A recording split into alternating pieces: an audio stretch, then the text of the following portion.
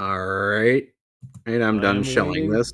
I am waiting. Okay, so Twitch is connected. Hello, ladies and gentlemen. Welcome to the Mehcast, and oh, what a motley crew we are. I am still waiting for Kick to acknowledge that I am streaming to it.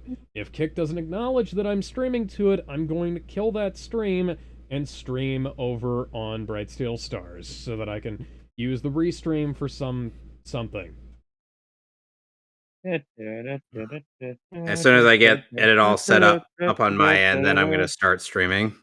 Quite frankly, I'm not overly impressed with Kick. Frankly, That's just great. Kick's response, frankly, my dear, I don't give a damn. Anyway, on my end, kick you. I am playing... Oh, hold on a second. In Soviet Russia, stream kick you. Sorry. Yeah, I keep forgetting to turn off the audio. Oh, on my video. Oh, that's a bit embarrassing. Damn it, man, get back here. Oh well. Anyway, welcome back to more Pokemon XD Gale of Darkness, and oh, what a motley crew we are on this end. Yeah, so this is the obligatory grinding stream, so apologies if no plot really happens. I'm sorry, I am paranoid. I am paranoid of the fact that I'm gonna end up fighting really powerful Pokemon in the final area and in the post game. So do excuse me. I mean, it's not like you're doing a Nuzlocke. And also Baxter Stockman looks really dumb in the Ninja Turtles movie. Yeah. Oh yeah, that new one. You know, I haven't seen his design. I kind of want to go in and I'm disappointed that we didn't get a sequel to the most recent live-action movie, because that was really good. Yeah. On system engaged. Thanks for unlocking Sonic the Hedgehog Episode 4, Episode 1. As a special bonus, a hidden episode starring Metal Sonic has been unlocked. Why didn't this unlock You're gonna do episode earlier? Metal? Who knows? By the way, Metal Sonic is just playing through one act of each zone from the first game. Long time has passed. Long time ago. In a galaxy far away. Remember when Weird Al actually had to consult people? Had to consult people in regards to the research on that Star Wars parody song you made about the Phantom Menace. Well, yeah, he actually he had to go to an advanced screening of that, and he paid like $1,000, I think. He was like, yeah, I want to make sure I get all this right. Yeah. He did more research than anybody who's worked on the new Star Wars films has. Clearly. I think my favorite Weird Al story is that when he asked Kurt Cobain if he can do a parody of Smells Like Teen Spirit, and Kurt said, yeah, sure. It's not going to be about food, is it? No, it's just how people can understand your lyrics. It's sad how true that is. Oh, God. Ow. Ow. Ow. And then I fainted. Damn, got mugged again?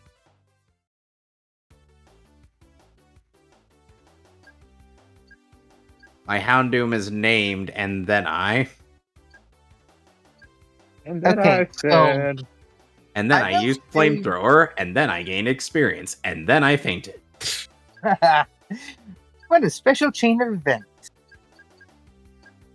But no, like I said in the broadcast chats, I have two announcements, a small one and a big one. The small one I'm going to say here is I made something in preparation for the Mario Party. Woo! And I can already see it on my TV. Oh dear, I'm dreading it. Don't worry. I can confidently tell you Don Cheadle is not part of it.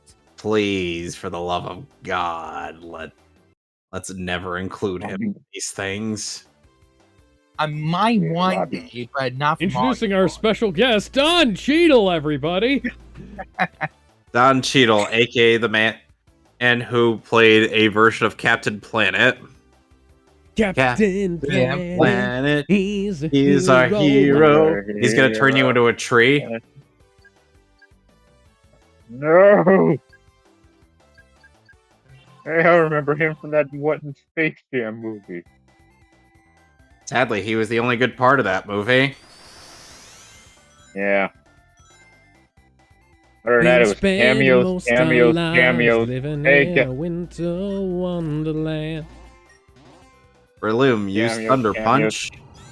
What use is Thunder Punch if Thunder Punch in this generation and does physical damage, not special, or either does special damage, not physical damage, and Gardevoir is out. Oh yeah, that's right. There's a generation where Gardevoir is basically a punch god. Well, Gardevoir and Alakazam. Yeah, the two psychics, really good at punching. Well, that was Gens 1 through 3. I mean, it was kind of hilarious to think your psychic Pokemon just throwing hands. That's weird. Instead of using their psychic powers. Oh no! Oh shit! What? Oh. What is it? What happened? Ah! Stupid fucking. So what had happened was... You never want to hear those words. What? So... You go. No, I wasn't gonna say anything. Okay, then. Alex accidentally prevented himself from getting a red star. Oh, yeah. Who gives a shit about the red rings? They don't do Not like anything. they do anything in this game. It's not like with colors when you get games, to be honest. Sonic Colors, they let you get the Chaos Emeralds. Yeah, but yeah. The Chaos Emeralds are not mandatory in Sonic Colors. There's not like a major... Yeah, and Sonic, though. Oh, and in Sonic Generations, they get you a bunch of bonus bonus content. And in Sonic... And in,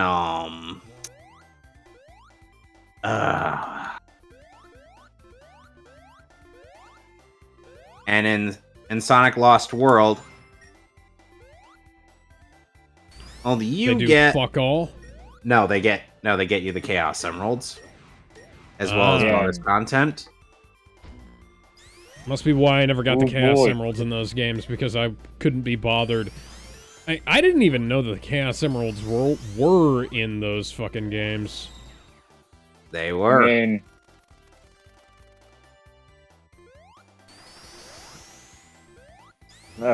Magnet Man, fucking Magnet. Were. Metacham tried using counter on Ampharos, who used Thunderbolt, and it predictably didn't work. Oh, horror. To which I'm like, why? I'm falling free in the wind, in the wind. Anyone heard of that modded Sonic Riders? In the wind. In the wind. Favorite Rider song. Oh God. Oh no. Oh God. Oh God. Oh no. Oh God. Oh man. It's Wobbuffet. Ah, the Nuzlocke killer. Somebody seriously asked, as like, would you take the red pill to gain Grimmjow's abilities, or would you get the blue pill to gain Rob Lucci's abilities? My response is, Which one of them? Yeah, which one of them? Which one of them can fly and swim again? Oh, right, Grimjow. And regenerative ability. He's not necessarily. He doesn't necessarily have a regenerative healing factor, or that's more. I mean, he takes a lot of. Yeah, he could take a lot of punishment. Plus, Hero. Then again, everyone in Bleach can take a lot of punishment. And Hero Skin, and Hero Skin is something that's on. Oh, you. On a wrong card by default. It's not something they have to activate on a whim. Like, I mean, I love One Piece, man, but let's be honest. I mean, Devil Fruit in a world filled with water, kind of a bad deal unless you got the Ice Devil Fruit. Unless you got the Ice Devil Fruit, then you can get around that. Aokiji. But here's the thing: Aokiji is still weak to thigh deep water. And also fire. Yep. Because, he can still melt. He is made out of ice. He's the Iceman, cometh. So did you guys see that Smosh bought their channel back? Yes. Oh, yeah. Yeah. Proud of them. And I saw the first little skit they did. And you know what? I brought a little tear to my eye. Because it reminded me of the good old days. Back when YouTube was YouTube and not a fucking mess. Memories. Do you think they'll bring back Food Battle? Food Fight? Maybe. I mean, anything's possible, right? Like, I just want to see, like, some classic skits. Like, just Smosh stuff, you know? Well, like what I did to celebrate the return of the gods, I watched one of my favorite skits is how to hide a in public. Yeah. So anyway, back to furries. Back to furries. What? It's Digimon. God damn it! Hey, lost all my rings! Hey man, when Kevin Post wrote I'm gonna come fucking kill you, abominable snowman. Is this still bestiality at this point? No, wait. So... she's a plant. What do you call... Wait, she's a plant. What do you call that? Bless you. Bless you. Bless you. It's fucking hot and yet I'm sneezing like a son of a bitch. Canada's on fire, man. There's like forest fires going on every day. Yeah, my aunt has to use a gas mask when she goes outside, and she doesn't even live that... I mean, she lives kind of close to Canada, but she's not, like, that close to it. Oh, man, I feel bad for her. Ouch. Let's see. It is called a Deferote.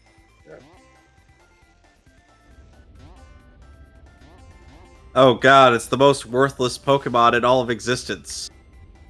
Is to mine? Magikarp? Love Disc. Magikarp can evolve. Apparently it's called a Dendrophile. Yeah, but Gyarados isn't that great. He becomes great in Gen 4, Alex. Nothing exists past Gen 2.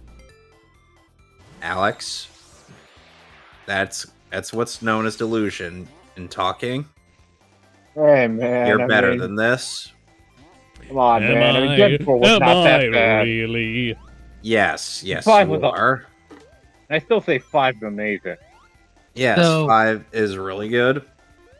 Now, Alex, the thing with Gen 4 is that at moves that are supposed to make physical contact in Pokemon are actually classified as physical moves in Gen. We're talking about 4? We're talking about furries, and Sonic and Tails are currently 69ing.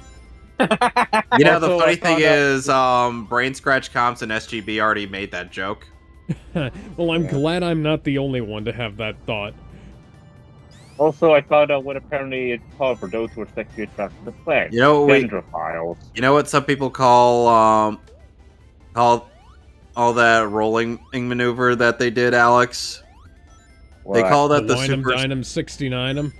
No, they call that the super sexy E69 furry attack. Okay, well, apparently the way to get past that was to hit no buttons whatsoever. Great level card. Good show. You chose this, man. You chose this. We all talked you out of this, but you still went in anyway. Anyways,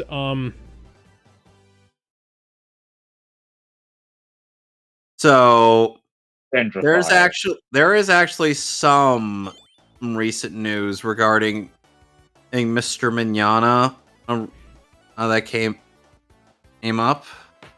Okay. Is this gonna be the thing with the crazy bitch, or is this something else? Sadly, it is the crazy bitch. Okay, is so it Alec? Because I'd rather, if possible, I'd rather not acknowledge. Alex, we have to. Somewhat. We'll give it a token acknowledgement, I guess. Yeah. So she was on the recent OCA, recent Open Chess Anime podcast where we really she was answering questions. Yeah. If we're gonna bring this up, we gotta say so. Oh, there's some crazy bitch. I don't remember her name. Sarah Fatherless on Twitter. Yeah. Of course she fucking is. But yeah, Farrah Fatherless on Twitter, who is a self-professed porn cosplayer, her claims that she was at some point in time in a relationship with Vic Mignogna, and that when I can't remember the whole fucking thing, but when she claims that when she found out that like Vic didn't consider her his main squeeze or whatever, that she went and cheated on him with Ian James Corlett, the third voice of Goku. First voice. Oh, first voice of Goku. Oh yeah. I'm sorry. Hey, I got him and Kirby Morrow mixed up. Third voice of Goku was actually Sean Schemmel. Then it was Kirby Morrow. Kirby Morrow fourth. Third Canadian voice. Thank you. Okay, yeah. Kevin's here to fact check me while I'm recounting this incredibly dumb story. So, yeah. So she is an absolute psychopath on Twitter. Or she goes after all kinds of people. She repeatedly, he says, insane shit. And, quite frankly, I'm not sure. We've heard from Squally, the president of the Risenbull Rangers, that Vic wasn't involved with her. She's just a crazy person. And considering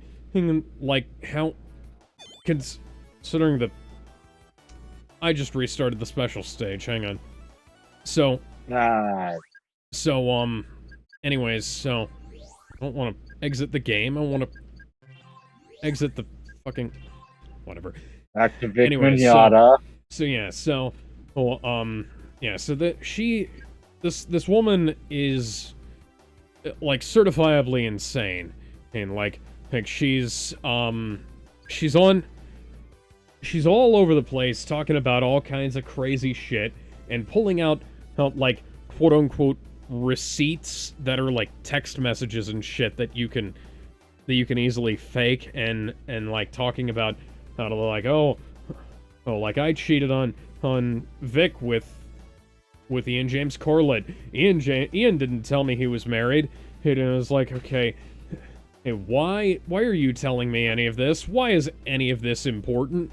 This seems like it might be a situation where you ought to be talking about this with in private, if at all, if any of this is true. And then and then she goes on this podcast, and Kevin can go ahead and relay the rest of the story. Essentially, he goes to answer a lot of questions, and I haven't gotten to watching that yet. I'll probably get to it at some point, but essentially, it's she was supposedly on there to clear stuff up, and I'm I'm 110% certain that anything she says is only going to raise more questions than it could possibly answer. Because, like, she is schizo posting. Like, that is the shit she is doing on Twitter. Or, like she went from, like, being a psychotic basher of, like, Arms Girl and the Kick Vic lot, to being a psychotic supporter of them and bashing like the Risible Rangers and Vic and everybody who's on Vic's side and I stand with Vic, you know, and stuff like that. And playing the fucking cards. She came across to me much like Mundane Matt did. Because Mundane Matt started off as this, as kind of, like, his big claim to fame was, God damn it, Tails. His big claim to fame was reporting on shit that happened in Gamergate, and then Anita Sarkeesian took one of his videos down. And then like, at some point, he started grifting about it. And he started, like, it was like he was trying to get into the good graces of the aggro side in the conflict, and there was no real reason why. The big turning point for him was the Allison Rapp situation, and when members of Torrential Downpour found out that Allison Rapp, the PR person for Nintendo Treehouse, was the fact that she was basically a pro-pedophilia and like cheated on her husband and set up. God fucking damn it, Sonic! Set up God fucking damn it, Sonic. What did I do? She Not was, you. Yeah, she set up do you guys know what a cuck queen is? No. Yes. Okay, so she pimped out her husband to do gay sex stuff on the side while it basically as a way to get off, and she and her husband were both on the same Seattle escort service. Yeah, that's basic cuck queen behavior right there. Meanwhile, she was also blocking members of the press. She blocked me for asking for comment about the Fire Emblem Fates situation.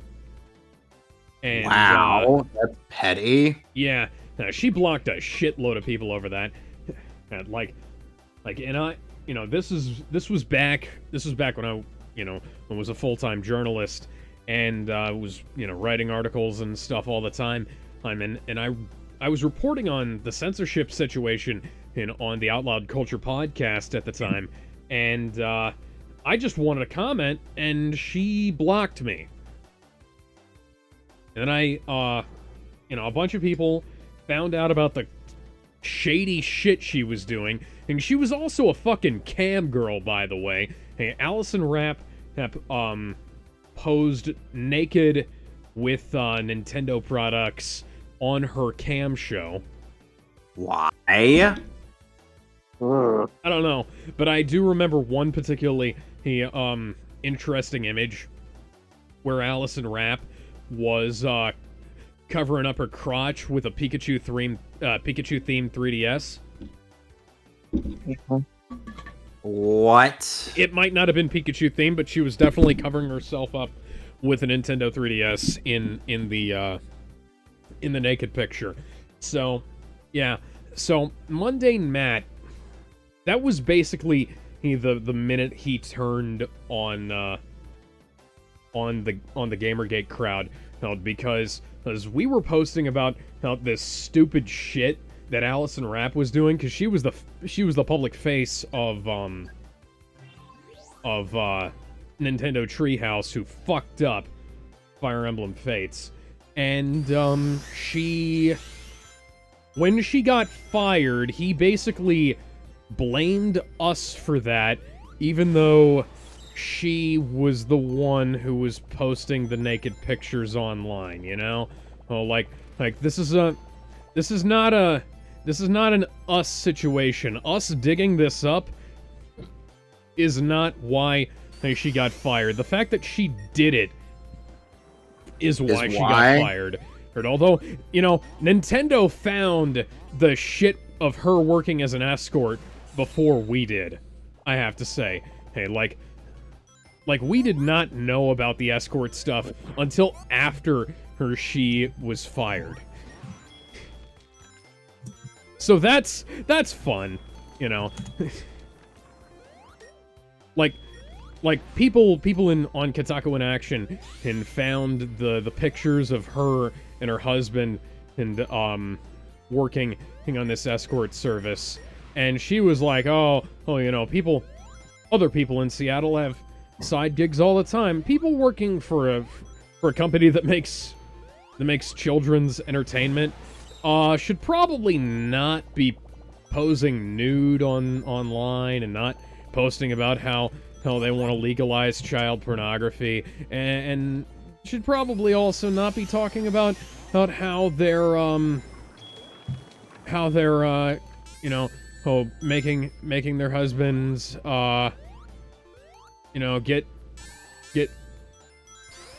get naked and fuck other dudes, Oh, like just a thought,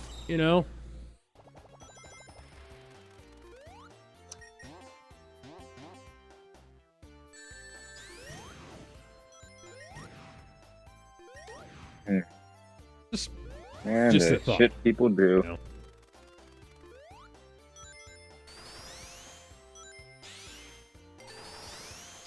Yeah. And it's not like there was pressure to fire her or anything. Although the fact that she was a shitty PR person and who blocked a bunch of people, who asked her perfectly valid questions, is probably a thing. But yeah, God fucking damn it, Sonic. Stupid fucking Hedgehog. Ah, there we go. Okay. He just turned 32. He's already getting senile as Joe Biden. Yeah.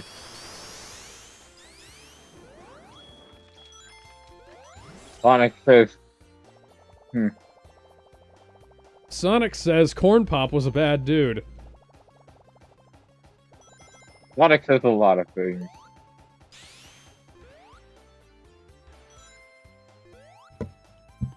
I walk away for a few seconds to go grab my dinner, and Shuckle had to have sleep and sleep talk.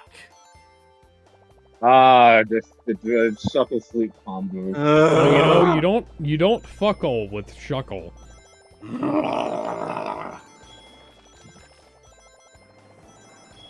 Doesn't need any defense buffs. Yeah, that Shuckle will fuck you up. Damn it! Weird. I'll tell you what. What happened this time, these Alec? Stupid fucking walruses. I just realized. I did some looking up, and apparently to unlock the Spin Dash in Frontier, you need to get S rank on all the action challenges. Apparently. I just realized something. My Guard of War has Shockwave. Oh, yeah. Because I forgot that it gained that as a default move. Motherfucker. How do I get past the ice now? You gotta believe. So, yeah, if anyone who's playing Frontier is trying to get the Spin Dash, Sonic! Best play the game on easy mode just so you can get the S rank easier. No, here's the best solution. Play the game throughout on easy mode. Then that's only for getting the good end. That's only for the good ending. I'm talking about the action challenges. No, if you want the true ending, switch to hard mode on the very last boss. Mm-hmm. Yep. And you literally can do that. Yeah, I know. I did that too. I'm just like telling you, if you want the spin dash, yeah, you gotta do the action challenges and only get S ranks in all of them. So just, set the game on easy mode so, you'll have an easier time getting the ranking.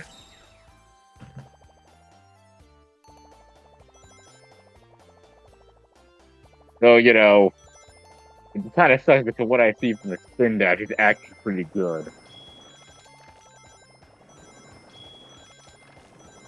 I mean, it's not. I mean, it's almost as good as the adventure one. And I'm not dead. Let's see. Can you do it this time? The answer is maybe. Bruce. I guess it's Frontiers is on the brain. How do we feel about the end? But yeah. Or I guess the moon.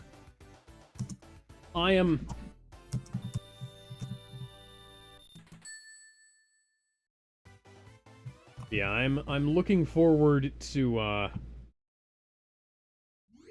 looking forward to seeing how this bitch becomes Shane 2.0 on that podcast, because it's like, I guarantee you that's what it's gonna be. Like it. Oh, we're still talking about that. And regardless, well, yeah, that was why I went on the mundane Matt tangent. But yeah, regardless of any of this, like, I don't see what relevance this could possibly have to the situation. And, like, there's... Anyways, let's talk about how Miguel O'Hara from Into the Spider-Verse is racist. Nah. No. The scenario in Spider-Verse is a Mexican versus a Puerto Rican. Yeah, so the Mexican guy hates the Puerto Rican guy, and apparently he's anti-black, even though, his like two main people in the film are black. One of the people who runs his fucking operation while he's away is black.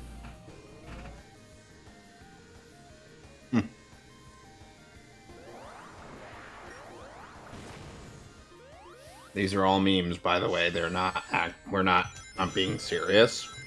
No, I'm referencing Twitter shit. And Twitter says anything at this point. To quote Dave Chappelle, Twitter is not a real place.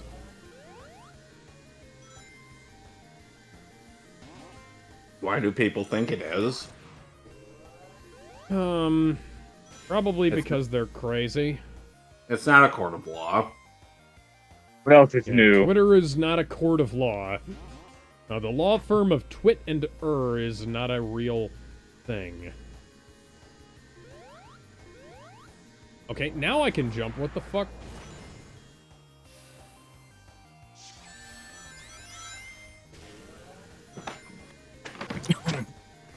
My little sister mixed up Wonder Girl with Supergirl. How do you do that?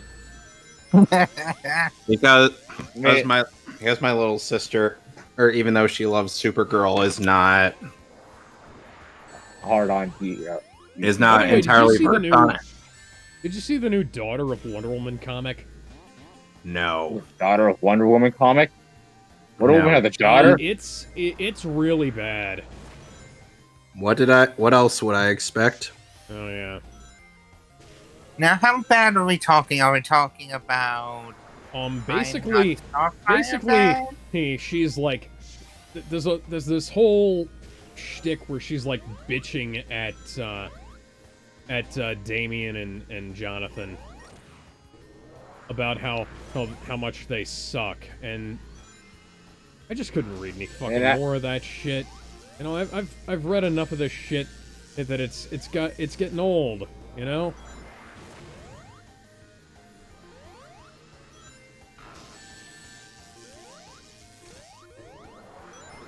Ooh, that's right.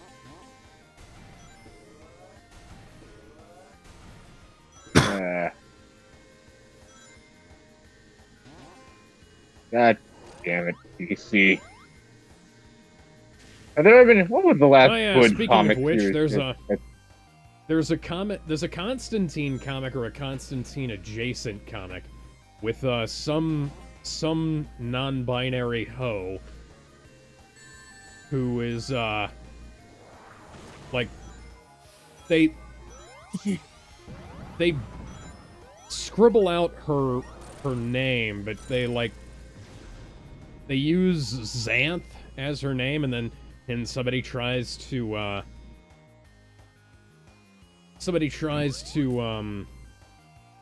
like use her real name in like a binding ritual, and it doesn't work. And like I'm not sure you guys know what magic is or what the rules are. Or it's like you're trying to make a statement. Congratulations, you've just made yourselves look stupid, and you've made people not want to pick up the fucking comic. You know? Yeah. People wonder why I literally said this to Tom Taylor's face in regards to how he tackled to John his face? To his face or to his Twitter account? Or his Twitter is what I mean. I was gonna say, I said that to his face. Did you meet him at a con or something? No, I would not go out of my way to meet that idiot at a convention. And no, what I mean is, like, I said this on Twitter to him, and like, no one is going to buy your gay shit.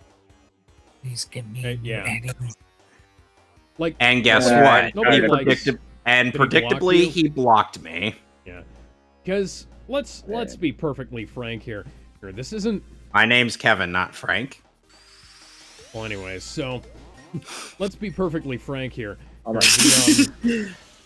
my god! But your name's Alex, not Frank. The problem here is the quality of the writing is dog shit. Like, there are plenty of stories with gay characters that people like. Nobody said that people didn't like Torchwood because the characters were gay. Hey, no. People didn't like Torchwood because it was written by a fucking retard and ran by a fucking retard. Chris Chibnall is one of the worst writers in the history of the medium, and yet for some reason, and you know, when he went over to Doctor Who, all of a sudden it's sexist, all of a sudden it's homophobic. Like, no, people just don't like his writing. And like, there have been gay characters for years that have been in comics. Oh, Cat's here. This is a surprise. In the comics. Hi. And hello. They stick around. So what brings you here, Cat? Now, people liked Batwoman back in the day. Oh, hi, Cat. Hi. I've been here for like half an hour, 15 minutes. Oh, I'm so sorry. I didn't look at the stream. I do humbly apologize, Cat. We were busy. No, you're fine. I kind of popped in when you were talking about Chris Chibnall, and as a massive Doctor Who fan, he destroyed Jodie Whittaker's career by that. Yeah. So yeah. There. Yeah, that makes sense. That hurt, and I love Jodie Whittaker as an actor. So. Oh yeah, and she's a great actress.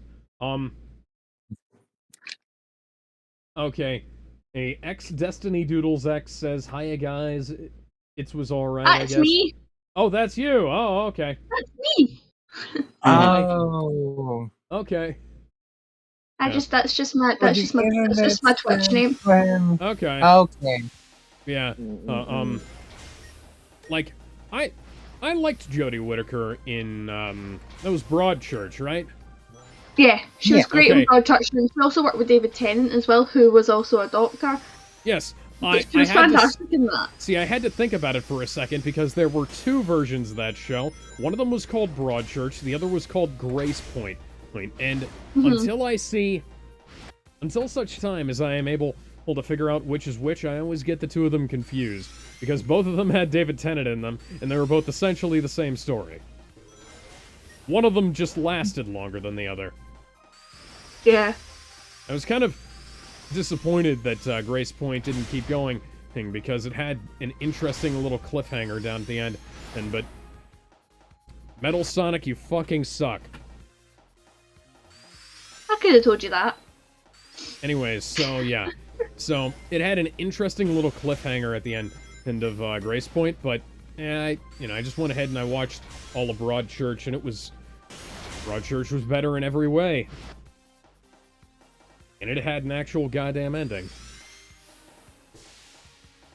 But yeah, Chris Chibnall, like I was saying, like Chris Chibnall and Tom Taylor are very similar situations where they've written a lot of bad things in the past, and they've written a lot of bad things with, gay characters in the past, and there have been good gay characters and bad gay characters that have existed completely independently of them. Like, people liked Batwoman, and at one point there was actually a really good Batwoman comic back in the day. Hey, but it just kind of got pushed to the wayside. Now Batwoman's legacy is the shitty CW show. Sorry. God. Sorry. Why do people always have to... let's make this character woke first, then we make them likable. Oh, you mean like how they turned Tim Drake a bisexual, all for no other reason other than the woke points. And guess what? That comic line fucking sucked. I like that. That's There just are me, so though. many. No. What I mean is like, No, like, yeah. It was kind of one of those. It wasn't. It was one of those. Sorry, everyone has their opinions. I ain't gonna shit on you for it. So. And the thing is, it's like. Well, okay, I don't think anybody can deny, like, changing his superhero name to Drake was a stupid idea. Oh, that was a very stupid idea. And that new costume was shit. Uh-huh. Yeah, sure. I mean, people would totally not find out my secret identity. Damien ended up going through some form of identity crisis. It's at one point or another in the comics, and it was just like, what are you even doing anymore? I mean, that's kind of why I don't give much of shit about Damien. Here's the thing: Damien is actually a really good character. It's just put him in the hands of an actually competent writer. Like yeah, I know. I won't deny he had some good stories here and there, but I have written in so far 4 out of 5 chapters of my attempted adapting the Judas Contract, and I had written a scenario in the scenario own question has him being the one who gets romantically involved with Tara as opposed to Beast Boy, since he's already with Raven. So I have a question, Kat. Have you seen The Flash yet? No, and I don't plan to. Smart move. That's probably a good idea. Ben keeps raving about it in our chat, and I can't. I know. Like, I'm working on my review, and it's like he's gonna be so disappointed when my video comes out. And I basically say, hey, you remember that shitty Flash TV show? Oh, from not that long ago, because it just ended. You remember that shitty Flash TV show? You remember that shitty Flashpoint movie? You remember all that? Yeah, that did everything this did, but better. Yeah, I mean, I will admit the TV show what would have been great is if they'd have just taken, without explanation, just take Ezra Miller and replace, just put Grant Gustin where Ezra Miller was, because with no explanation. And it's like complete with the fucking narration, by the way. And it's like, I'm Barry Allen and I am the fastest man alive. And it's like, no shit. No shit, you're the Flash. Batman. And what's the situation? And I was like, oh well, Barry, it's glad to see you looking exactly the way you always have. Nice to see that you're exactly the way you were in Justice League, Barry. Hey, it's weird that you're commenting on this, Bruce, but I'm just happy to be here. What's the situation? Well, it would be a great idea if you didn't put those babies in a microwave. All I can do and then Flash is like, wait, what? That was a meme, right? And by the way, Barry, can you not go to war with Hawaii? Hey, funny you should bring that up. I wasn't planning on doing that. I can't. The only things that Flash is one of my favorite DC characters, but I really liked the CW show. I really enjoyed it. Yeah, I will admit the first 3 seasons was great. Yeah, I liked it, but I don't. There was a lot of stupid.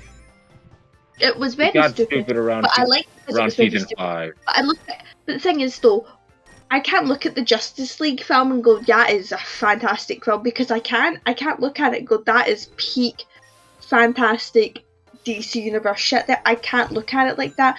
Even Ben rams it down my throat, going, "You need to watch the Snyder Cut. You need to watch the Snyder Cut." I'm like, that's not going to help me at all. I still think the film is very bland, very boring, and I felt like 2 hours of my life was just sucked out of me. And I'm like, yeah. Well, that's because it was the Whedon cut. The Whedon cut is an abomination to the art of filmmaking. I can't imagine. There are polygon horses in a wide shot that you can see pretty damn close that look like they were taken from the PS1. Like they are running at low frame rates. They have low polygons. It's some of the worst CGI I've seen in my entire life. Like the Whedon cut is it was a mistake. Like no, not even a word of a joke. That's like making a Justice League movie so damn early. I couldn't. I really couldn't. Snyder wanted to actually expand this universe, but WB said no, they want to do catch up with Marvel as quickly as possible. And then they took 10 years to make a Flash film. And it's the last film of the whole DCU, because I'm pretty sure at the end of the film, the whole fucking DCU got rewritten, didn't it? Yep, and Blue Beetle is going to be the first character in James Gunn's fan fiction. I mean, universe. Actually, Blue Beetle is going to be... Blue Beetle could possibly still connect to the other one, but nobody knows. I'm actually actually one that I'm looking forward to is Blue Beetle, because I keep seeing the trailers for it, and I'm like that. That'll probably be the last DC live-action movie I go to see for a good while, and no, you can't convince me to go see the Batman. And 2. You cannot make me go. You cannot. No amount of gassing up Pattinson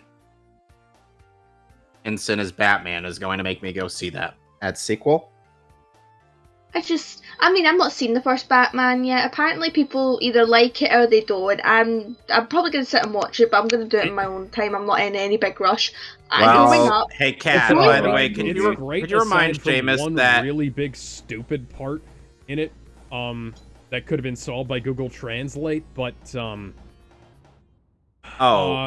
could you tell Jameis that since we're doing Kung Fu Panda 2 this coming Saturday, to make sure he gets Kung Fu Panda 1 done by then. Guys, actually, me and Seamus are actually together this week. So this weekend, so we won't be able to join because me and him will be meeting since March. So. Okay. Fair enough. Sorry. You have fun. It's all right. That's my fault for not getting this shit scheduled out. I'm the only one who's been trying. I've been busy. How late am I? We gotta do, buddy. How late am I? Hi, Gizmo. Gizmo. About an hour. You're very late. Hey, we've already ended the stream and started a new one. We're not. No, he's just messing with you. It's the next week. No, but really, how late am I? Anyway, 55 minutes. I have actually been trying to, schedule a lot of these. That's why I say, that's why I have my the streaming schedule listed on my pinned tweet on Twitter, as well as try to communicate that with other people. Sometimes for me, I'd love to be on streams, but sometimes it just really depends on what my shifts are like at work. I mean, the past 2 weeks I've had the weekends off, but people are moaning at me for that. So when I come back off all day, I'm going straight onto a weekend shift, telling you right now. Hey, that's fine. Yeah. Fine, Cat. And besides, I'm usually very, very patient. And even in regards to that. To one question I had asked you, I'm like, she said she'll let me know. So I'll wait. I know, dude. Trust me, got so much I need to get done, but at the same time, though, I am so chock-a-block from work. Oh, yeah. I don't even get time to sleep anymore. I'm terribly sorry to hear that. I know, it's currently half one. Guys. It's like currently 1:30 in the morning, and I'm like that. We had a little routine earlier about how replacing Ezra Miller with Grant Gustin in the Flash. Who's he again? Grant Gustin is the Flash in the Arrowverse. Yeah. And that's talking about how Batman, and it's just like it's nice to see you, Barry. You look exactly the same as you did the last time I saw you. Well, that's weird that you should say that. And is there anything you need? Well, we'd appreciate it if you wouldn't go to war with Hawaii. I wasn't planning on doing that, Bruce. Why do you say that? I don't. No reason at all. And then Bruce is like, "Look, all we need you to do is just not microwave this baby." And then Barry's like, "Excuse me." I'm gonna sit and play this. I think I'm gonna sit and play The Sims for a little bit. Cool. I'm gonna see if I can start off my. Yeah, that's fine. By the way, I tried streaming on Kick again, and Kick kicked me out. Kicked you? Like what? They banned you? No, they refused to connect.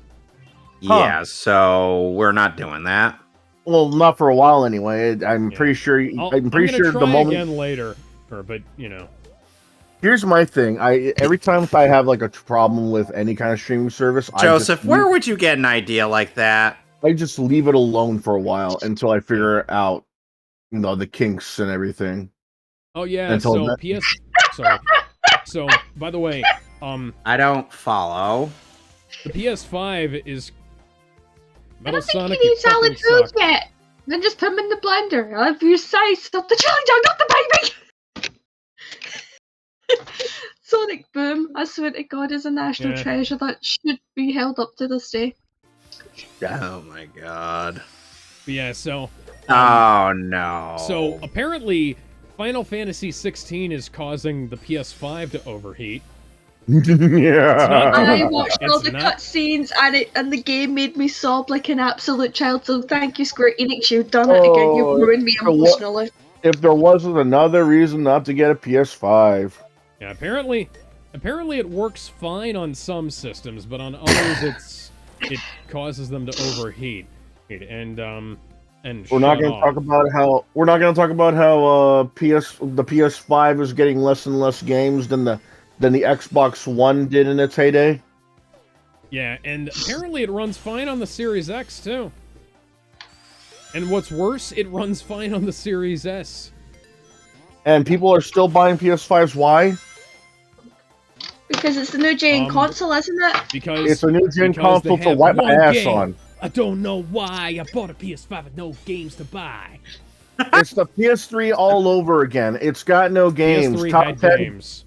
Top 10 PS3 games are now top 7 PS3 games. The PS3 had games, though. PS3 eventually had games. No, the PS3 had games. Both No. PS3 eventually had exclusive games. PS3 had games, but not exclusive games. It wasn't until later on they had a ton of exclusive games. PS5, on the other hand, doesn't even have that. It's not. Never mind top 10 turning into top 7. It's turning into top 5. Hang on. So there's too many games that are either ports or multi-plat. Resistance: Fall of Man, and that was a launch title. That was a good game. Someone calling me? Yeah, God. Probably. No, but think about it like this. Alex, there's one say the Xbox 360 with the Xbox Live Arcade and Xbox Indie titles, as well as the Wii with their exclusives. They had more exclusives than the PS3 ever did when it launched. Yeah, when they all launched, like I get what you're saying. PS3 does have a lot of games, but that wasn't until later on because PS3 was the butt of the joke because the PS3 has no games. Oh, that's false, Your Honor. He couldn't have played on the PS3 because it has no games. Why would you want to get PS3? It has no games. They eventually got out of that rut and eventually got games. Same thing with the PS4. Yeah. PS Vita also has a lot of games despite people ragging on the thing. But here's my thing. The PS5 has been out for a while now, longer than the PS3 has when it first launched, and it still doesn't have that many exclusive PS5 games to call it its own. It's like, okay, sure, it's got God of War 2, Spider-Man 2, but those are have eventually gone to PC. That's no longer a PS5 exclusive. I also want to bring up the fact that the Spider-Man 2 game doesn't come out until October this year. So yeah, and eventually that's going to hit PCs too, since Spider-Man, since the original Spider-Man and the original God of War have made it to PC too. I mean, people can say the same thing with but Microsoft they released Fallout 4 on PC. Okay, but they weren't really saying that was exclusive to one or the other. But here's the thing, Microsoft bought those companies. So it's exclusively a Microsoft title. And they're exclusively releasing it on PC and their consoles. So there's only two ways you can play it. Sony, on the other hand, hasn't really been playing nice with PCs for who knows how long. Yeah. And they're now releasing their games to PC. Not really counting their old catalogs either, because, who the fuck cares, if we're going to be able to play Metal Gear Solid on PC, because literally everyone was able to do that from the start. Emulation. Kevin, what were you saying? Okay, so, I think I lost my train of thought, damn it. Oh, my head. Well, anyways, Skullgirls is getting censored again. Oh, for fuck. Whoopity fucking do that. Killing an already dead game. It's Full appeal of the game was the aesthetic, and now the aesthetic is gone. What are they censoring now? A titty jiggle? The hair, the hair pick in the Afro girl's hair. Are you fucking kidding me? Yeah, that's one of the things they're censoring, apparently. No, that's actually a lot more. That's a lot more egregious than that lets on, because we're getting so many games that try to look realistic as possible, or have to try a stylistic realistic, if you know what I mean. And every time they have the black woman or the black girl, they always have 1 out of 3 hairstyles. The half shades, the half-row, or the fucking bullshit. And you're seeing that they're telling an indie company that they can't have that hair pick in that afro and the black girl's afro. I think it might be because the girl isn't black, but that's even worse. Then who the fuck are you to tell them? Fucking shit. My hair is thick enough. I pretty much have to have something like that. And it's not that thick, but it's curly and tangles up, and it's not as extra thick as Aku likes his women. Yeah, I gotta go through a bunch of bullshit to keep it from tangling up, but Cat, you know what I am talking about in that regard. What do you mean? So, are you familiar with the Samurai Jack villain Aku? Yeah. So, you remember that episode where he was dialing up a henchman and he wanted it extra thick? Oh. God damn it. Yeah, people have been making memes about that, including that supposedly be how Aku likes his women. Oh yeah, by the way, did anybody here get Sonic Origins Plus? No. Why would I? Yeah. I'm probably going. Sonic, if you do, be careful if you get it on the Switch, because that version does not include the Plus content on the cartridge, rather. So, of course it doesn't. Yeah, despite the fact that the cartridge says Sonic Origins Plus, The plus content is a download code. That's stupid. Why would we even bother, man? Like, how hard is it to just get a physical copy of anything? It's like, it's not even like it's gigabytes worth of content either. Like for the BioShock collection, I kind of understand why they have you download stuff. Because, I don't. You know, no, dude, BioShock Infinite is like 30 fucking gigabytes. Okay, but are the rest of them on any physicals? Yeah. Okay, so then what's the problem? Just have them in a bundle, literally a bundle, dude, like PS2 style. Like, dude, if they did that, they'd have to sell them all separately. And I get. No, yeah, that's good. That's good. You're gonna hike up the price. It's gonna be high price anyway. Yeah, and honestly, like There are two options if you're gonna have multiple games in a bundle and you're gonna make people download them. Like, I'd rather have them in a bundle. Like, there's the Sonic. Like Devil May Cry did it. There's the God of War did it. Final Fantasy did it. Okay, so there's the Devil May Cry method on the Switch where you have the Devil May Cry HD collection, and the only one that's on the cartridge is basically the Capcom method, where the only one on the cartridge is Devil May Cry 1, and then Devil May Cry 2 and 3 are download codes. Oh, I'm not talking about that method. I'm talking. Capcom did that for the Origins collection, the Resident Evil Origins collection, the Resident Evil Revelations collection, and the Resident Evil 4, 5, and 6 bundle. And then you have the way 2K does it, and I prefer the way 2K does it, where you insert the card and then you download. There's one game, there's like a game on the cartridge, and then you have to download the rest. So BioShock 1 is the game that's on the cartridge, and you have to download BioShock 2 and Infinite. But you don't have to punch in a code. Like, the code is not single use. If you get a cartridge for BioShock the collection, then you get BioShock 1 on the cartridge and BioShock 2 and Infinite and all their DLC. You just gotta wait for a download for it. Well, both of those are bullshit because you're still having to download it. When I say bundle, when I say bundle, I'm talking like old school Xbox and PS2 bundles where they give you all three games in separate cases. You don't have to worry about downloads, worry about patches, worry about no codes. You have all three of them there physically. You don't got to worry about none of that internet shit. Well, yeah.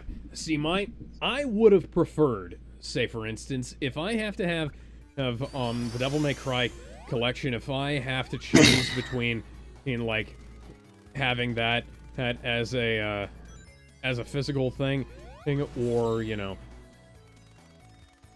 I would like to have the Switch version of Devil May Cry 3 has style switching in it, and the game is clearly not designed for that in mind. God damn it, Sonic! Anyway, so I would prefer to have the option to buy the cartridges, like you said. Yes. I don't care how much it costs. I would prefer to buy the cartridges. I will pay extra to have those games on the cartridges, much like I would for a certain God damn it, Tails. So for a certain goddamn it, Tails. Okay, I mean that's your thing. Anyway, Metal Gear Solid collection, which apparently only includes Metal Gear Solid 1 and Metal Gear 1 and 2 on the cartridge, but that is yet to be seen. That still bothers me, man. Like, it's one thing if you're gonna include 2, 3, 4, and some side games, like whatever, man. Like, but with one, that's something you have to have. Include like 1, 2, 3, and 4 on the same card. Because I've go up to 64 gigabytes. Well, because up to that point, I understand why it's difficult to get the first game a re-release in any way, because Konami is bad, or Kojima is being a butt tool, whatever side you're on. Those two are always going to be button heads, which I'm like, I accept that at that point we're it's probably gonna be for a long while until we get a proper port or remaster. But even then, now that's been announced, it's still gonna be weird that when you get to the part where it's like, oh, you know Meryl? No, I don't know Meryl. Oh, that's Campbell's daughter. How do I contact her? Oh, I forgot. It should be. Well, on the Switch where? version, on the physical cartridge, I presume they're gonna have that screenshot on the back for it. Right, but what I'm most version. concerned about is the fact that they have a digital version, and for the people who think that, oh, physical, that's for old people, or some other stupid excuse not to get anything physical for the Switch. They're gonna download it, and then they're gonna be wondering, they're gonna what Google it the way I did. Like, we already had this conversation. You know? It's still not. It still takes away from the. It still takes away from what made MGS really great, though. It's still, like all that interaction with the real world, to looking in the back of the case, putting the controller up against your shoulder, all that shit. Like, oh, looking into your game memory card. You played Sunshine. You played Castlevania. You know, that was gonna be lost on the fucking audience. It's regardless. Like, that was lost on the PC version. 20 years ago, you see what I mean, though? I mean, like, the funny thing is that all that real life interaction with the player, and now that's probably going to be lost in like the Switch, PS5, and Xbox Series X version, because any Konami's version of the game is going to lose that. But especially the digital version. Like, we already lost that with the PSN version of the game, though. Yes. And funnily enough, in Metal Gear Solid 4. Or there's actually a reference to when Psycho Mantis tries to read your memory thing, but then he's like, wait a second, I can't read it because there's no memory card.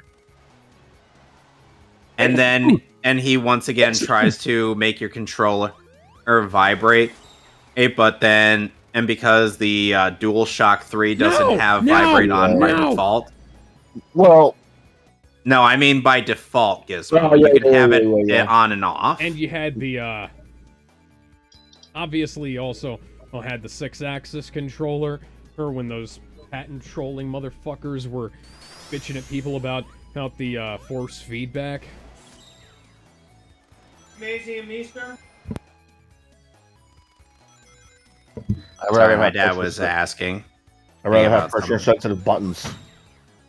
Anyway, so Kat, how do you feel about the quote-unquote daughter of Aku? She is, well... 3 daughters. No, she's one of... I didn't want to touch the bottom one, and I touched the top one. Gizmo, she's actually one of, like, I think 7 daughter. Damn, he been busy. No, he didn't actually have sexual relations with the woman who gave birth to them. And he just dropped off. He just dropped off a bit of his essence, and then the leader of the cult literally drank it. So he fucked himself. No. You're not denying? Okay, now you're denying. No. So apparently, I'm gonna read off a quote from James Gunn here if I can find it. No. Scrolling.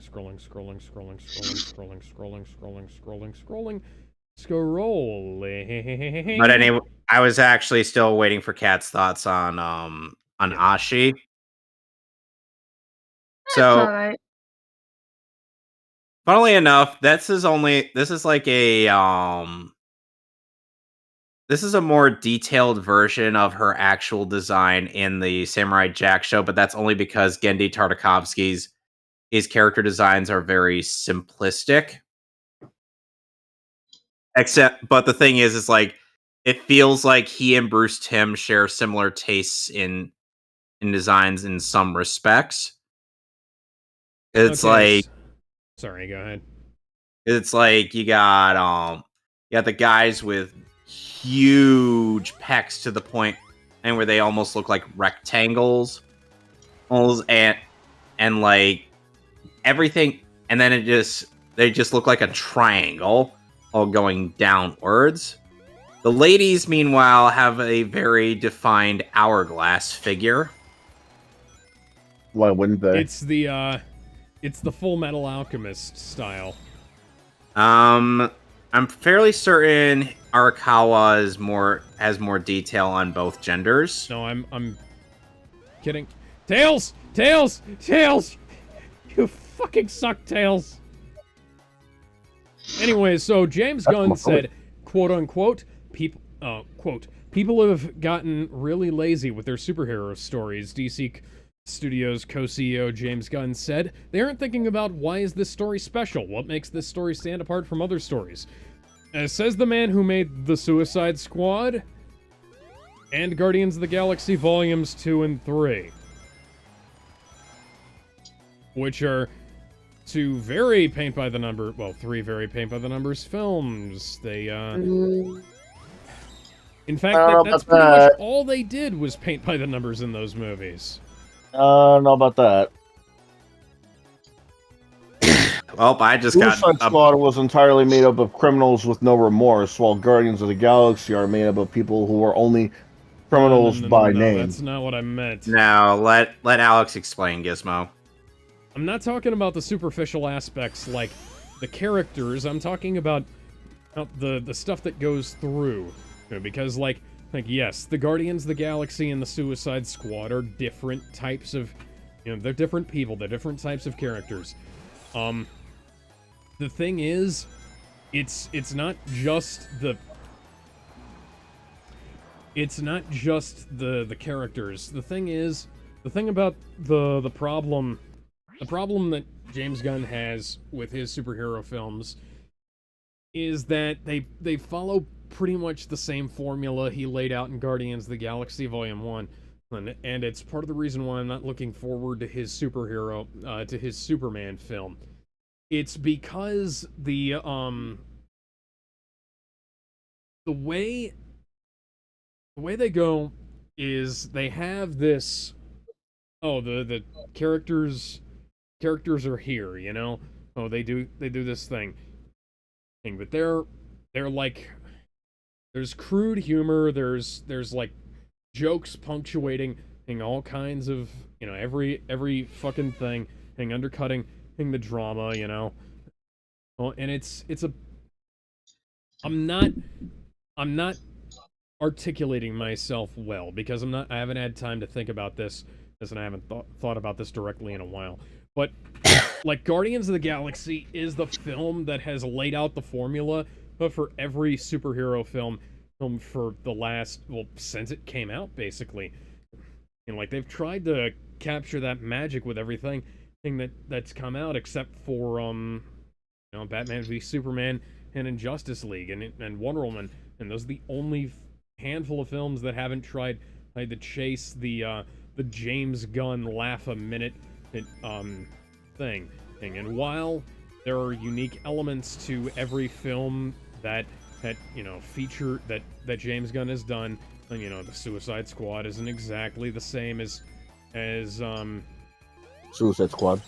Suicide Squad isn't exactly the same as the Guardians of the Galaxy aren't exactly the same as the other shit that he's done. And the thing is that there's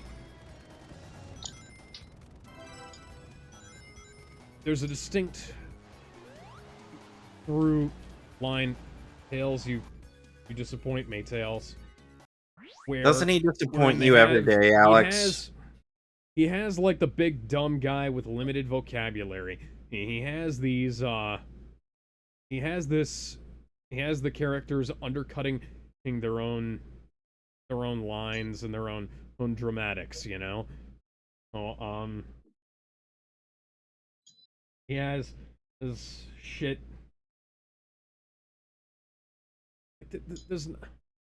Wouldn't that argue that the limited vocabulary, wouldn't people argue that makes the characters a little more realistic? Because not every Groot and King Shark.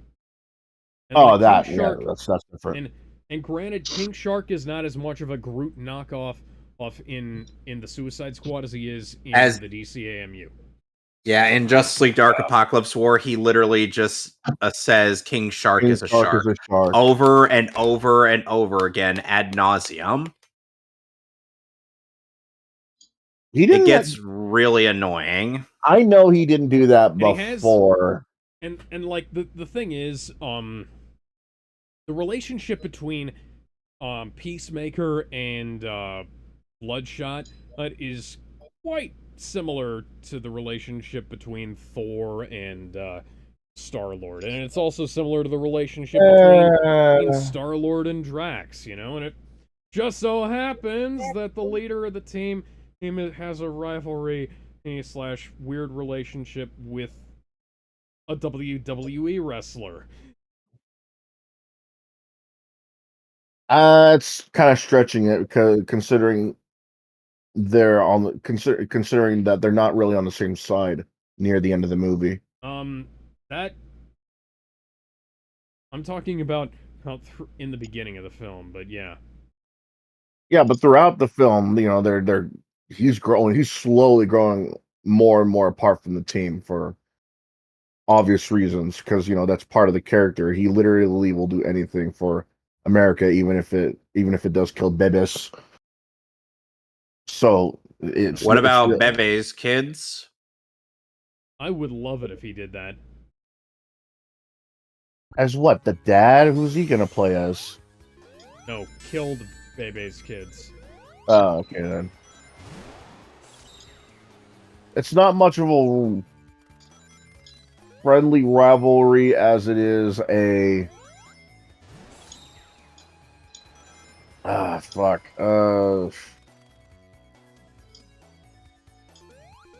It's more of like a Gundam kind of rivalry. And the constant use of the constant use of the fucking licensed music, like the usage of the licensed soundtrack has only gotten worse, and even in James Gunn's own films, like we went from Guardians of the Galaxy using the licensed tracks so much, and using the licensed tracks well, and then we went into Guardians of the Galaxy Volume 2, and then, okay, it's alright. You know, there's some good usage in there. Mr. Blue Sky is used well. The usage of Fleetwood Mac during the climax is a mistake, because it's like the Guardians have... Yeah, the Guardians have their own soundtrack. Like, they have their own theme song. And it wasn't... they should have used the Quill theme in that rather than the Fleetwood Mac song.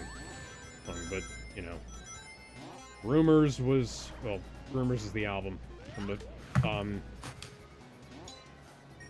Breaking the Chain, and, you know, that was the song. And, quite frankly, the usage of that was somewhat irritating, because the first time it appears in the film, it's heavy-handed as shit as a metaphor, and then when it appears later, it's like, okay, we're reprising this instead of a bespoke soundtrack.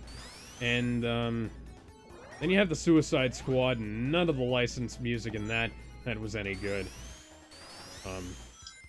And then you have Guardians of the Galaxy Volume 3.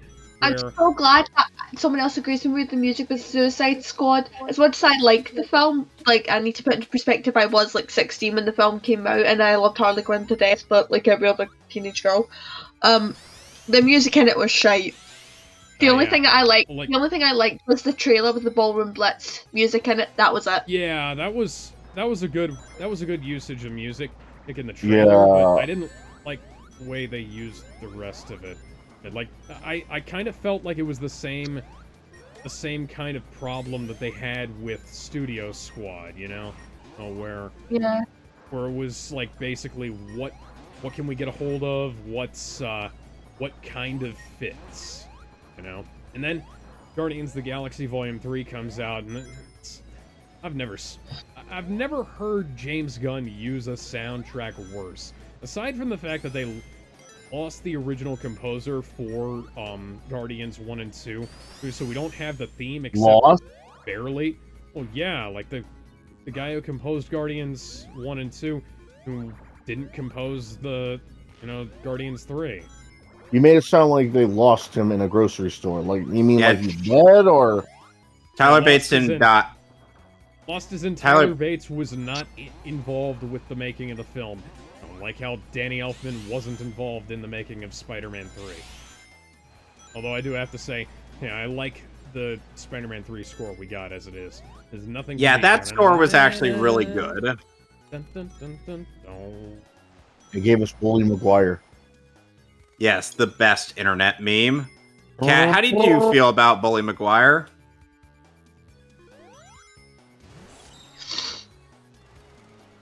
What? Sorry, Do you like Bully Maguire? Tobey Maguire? No, Bully Maguire, as in and he's in the when he has the black suit underneath, and he's just parading around. He intentionally moved his hair over his eyes. And when I say intentionally, I mean they actually showed him looking in the mirror and moving his hair over his eyes as if that's supposed to mean something.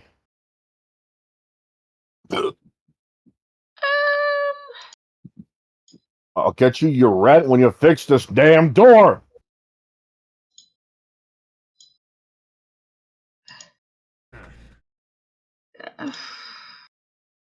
Yeah. Oh, I pitched something to Ben, and let's go back to the Flash briefly. But I pitched something to Ben, and where I said, and it would have been really nice if they took some points from No Way Home and used the Grant Gustin and whoever the fuck played Barry's dad, who was the original Flash in TV. That would have been nice. Just have the 3 Flashes going on adventure. Apparently by the way, the co-founder of the guys who made the Titanic sub that imploded, apparently he started shit-talking James Cameron on Twitter after James Cameron and said, yeah, there's no way, that sub had problems from the get-go. And it was like, okay, hey, who's the guy who holds the record for most successful deep-sea dives, and who's the guy whose sub just imploded? I'm gonna take James Cameron's word for this. The man literally wrote the book, made the movie, and the documentary on deep-sea exploration. Yeah, he knows what he's talking about. Even though he has a massive ego, he definitely has, He may have a massive ego, but when it comes to something like this, it's well deserved. He knows kind of makes sense to have what he's talking about. Yeah, he knows what he's talking about, so that massive ego makes sense. The strange thing is that I'm like, if it weren't for some of the dumb things he's said on social media recently, I would have pictured him as real life Ace Ventura. The hell? See, as in, like, he's a wacko. That's not wrong. Yeah, he's a wacko. He's a wacko, but he's also really smart. By the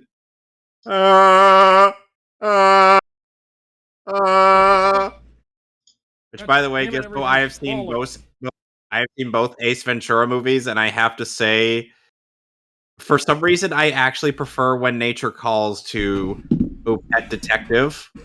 I love how you don't even acknowledge the one where his kid becomes a pet detective. Why would I acknowledge that one? Exactly. That was a really bad TV movie. The fact there was even a movie. Ace Ventura Jr. Pet Detective. Yeah. The fact that was even a thought in their minds. Ace, apparently, in the show, Ace disappeared into the Bermuda Triangle. That's stupid. The cartoon, or in Ace Ventura Jr. What the fuck? That is utterly stupid. No, hold on. Actually makes sense. He's crazy like that, so he probably went to look for the Loch Ness Monster or some shit. Yeah, but I'd like to see like that adventure, Right. Yeah. Oh, you know what? I don't want to see his stupid fucking kid. They should really, if they do manage to make an Ace Ventura 3, I want them to bring up that movie and be like, I have no idea what you're talking about. I don't have a kid. I have no idea what you're talking about. Shut the fuck up. Wait, what about your kid? He's got the same hand as like. It's cute you think you know me. No! Yes. Okay, so Just left and came back in. Okay, so Gizmo. Apparently everybody left us. So you've seen both Ace Ventura movies, right? I've seen enough. What the fuck? Cat's gone. Oh well. No. Joseph had to leave because his phone's almost dead, and he'll be right back. Oh no, he posted up the stuff about Skullgirls actually. Yeah, he did. I didn't know. Then he had to go because his phone was almost dead. Yeah, he said so in the broadcast chat. We brought it up. You guys brought it up, but did you read this? Yes. Yes, we did. I haven't read the whole thing. Anyway, so illusion of real-world hate groups, character sexualization and agency, racial sensitivity. Yeah, it's a bunch of bullshit. I'm sorry. That's kind of why we paraphrased it. Do they own the game, or do they own the game? That's exactly my thoughts. No! How the fuck am I supposed to get through here? Can't have an armband on those guys. It looks too much like the Nazis. Oh, okay, cool. So you know they're bad guys. Well, it's like those fucking retards who were giving Roger Waters shit about about him performing The Wall, you know? Like here's what I don't get. It's like, if you're gonna compare them to real life bad guys, like go watch The Wall. Like Nazis, the Viet Cong, but I guess you could say they're not really bad guys. They were just some guys that were stuck in a sticky situation. But that's another conversation entirely. Fucking I don't know. Nazis. What else is there? The British from back in the day. Nazis, the Soviets, the fucking Imperial Japanese, the Taliban. The fucking Taliban, yeah. Why is it so bad that they resemble real life bad guys? Oh, it's racial sensitivity, bro. Not even the races that these bad guys were born in, like these guys. Who the fuck cares? Indeed. You know what happens when you call someone a Nazi in Germany? They go ape shit on you. Yep. That's how much they hate Nazis. So I think it would be nice to, have them see Nazis still seen as the bad guys. What we expected to make them look like good guys now? It's like that feel when even the Germans hate the people that made them, have the unfortunate reputation they do now. Yeah. Anybody would have that kind of mindset. Imagine if the U.S. did something just as heinous. Oh we would have the same mindset. Like, hey, you can't do that shit. You can't do that shit. We made up for our sins. You can't do that shit because that's what we did so many years ago when we were the bad guys. The Germans do the same thing. You can't call people that shit.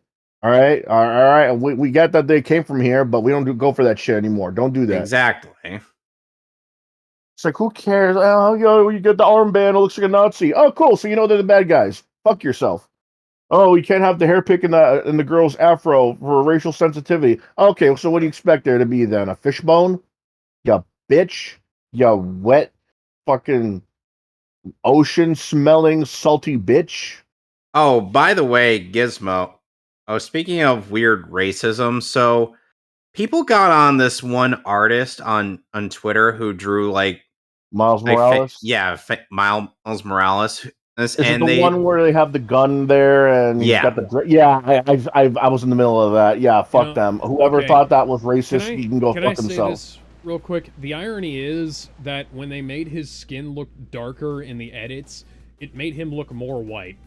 Yeah, exactly. An artist that I found on this subject actually pointed this out. but people got on his as saying like, "Oh, we know what we look like." You know what we look like? Well, we don't know what you look like, man. You're on the internet. Who the fuck are you? For all we know, you're just some albino Asian from Australia. Shut up. You could be blue. You could be orange. I just decided to delete. I just decided to delete some of those tweets. Trump. I just decided to delete some of those tweets because I didn't want my notifications to be flooded with these idiots. I'm already flooded with idiots. I look back on those kind of tweets just to be like, ha ha ha. I just mute they have shit. they have no self-reflection whatsoever. No, they do not. And I just didn't feel like no sense of irony. I just didn't feel like I just didn't want to be bothered with it. I leave them around just so I can keep receipts. Oh God, I leave them around for receipts. I just saw a leak from the new Power Rangers season. Oh fuck! Apparently, Lord Zed's gonna be in it again. Why? Oh, Lord Zed was supposed to have turned good years ago, and now they've been recycling him. He has this new helmet, and the helmet looks like garbage. I get that Zed is one of the most feared and most badass and favorite villains, Lord Zed is but one of the most iconic Power Rangers villains of all time. Let's be real. He is right next to Ivan Ooze. Yeah, right next to Ivan Ooze, right next to Ruta Repulsa. Everybody knows Lord Zed at the second they see him. But the problem is, Lord Zed, how can you not when the tip of his staff literally has the letter Z on it? The Z. You know you're a badass if you decide to just carry around the insignia of your first name. The worst part is like I ended up deciding to watch the season 2 episode where Tommy gives Goldar the business, and then I'm just like, oh wow, Zed is only slightly less lamer than Rita. By slightly less, I mean as in he actually looks the part of the villain, not just, acts like a bumbling Nimrod. I like Goldar, but yeah, he has his more goofy moments. How does he get jobbed out to a ranger without his powers when in season 1 you saw how he was taken on Jason and in the other ranger, or as easily it's called the Worf effect. Oh, now that we bring up Power Rangers, can we bring up the fact that they're only have been relying on the old Mighty Morphin to bring back old villains when they could bring back villains from other shows? Yeah. In some way or another. Well, I also want to bring up the fact that Cosmic Fury is allegedly coming out soon, and we have not seen hide nor hair of the fucking action figures, and those suits look like shit. I am not a fan of those designs. No, the suits look awful. I feel like they were halfway into making actual knight armor, but they were like, nah, just leave the helmet. And some other things that I'm excited about. Out 2 more weeks, and we'll finally have more Bleach. Oh, so Ichigo can see the Soul Society again.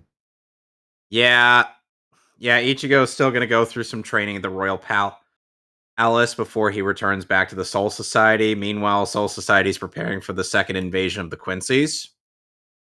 Oh, so Quincy's are the bad guys again. They haven't been the bad guys until this arc.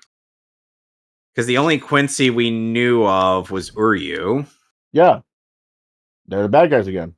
And Uryu has not been an antagonist ever since the Substitute Soul Reaper arc. That still means that they're the bad guys again. If you insist. Uryu was a bad guy.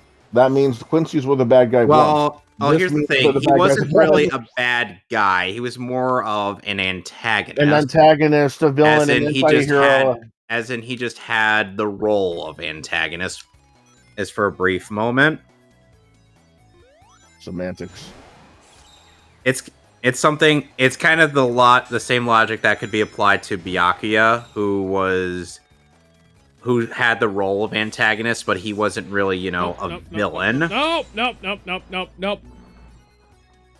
Uryu, who had the same.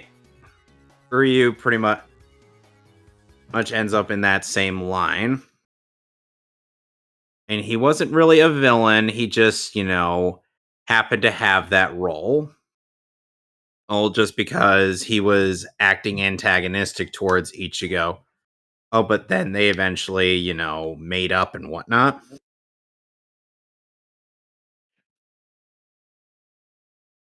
Oh, speaking of characters, I really mean it when I say, and I really do mean it. If you have any ideas for the Gizmo, I have shared quite a few ideas.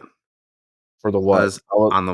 On your waifu war or images. I really meant it when I said just keep giving me ideas because I want to get everyone out of the way before I'm like, oh fuck, I forgot, or like, oh shit, we could have added all those.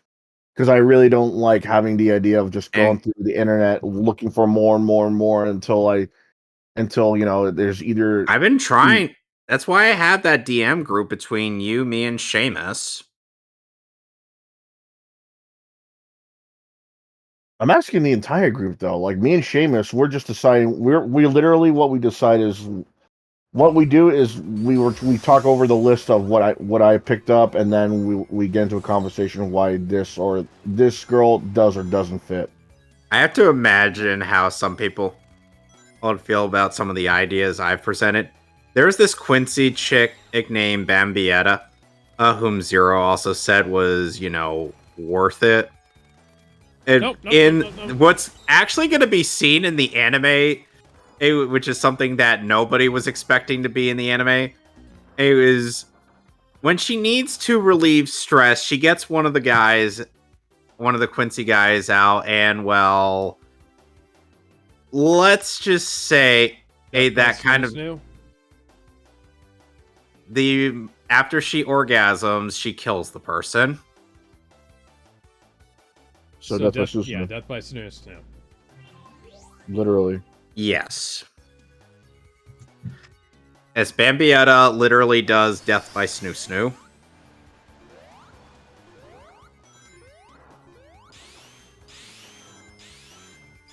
Oh. Another Look at the manga images I posted. Oh shit, another anime just came to mind. Valkyrie Drive. I'm gonna look that up. Valkyrie Drive, yes. How did that fucking go past my mind? Let's see here. Yeah, there was a lot of. I have to wonder if we're really just gonna only include a few waifus from Fire Emblem. Oh yeah, there was a Glastonbury music festival recently. Yeah, I forgot to bring that up earlier. Sorry, Kevin. And yeah. Apparently there was a bunch of cool shit going on there, but the BBC fucked up the mix, and you couldn't hear Axl Rose's microphone throughout half of the first song. Someone's big black cock ruined the music. Yeah, somebody fucked the mixing desk with the BBC. Yeah, so Rick Astley performed some AC/DC at Glastonbury. I think that's pretty fucking cool. Highway to Hell. Never gonna give you. Oh, I mean, Highway to Hell. Why does that sound like Elvis?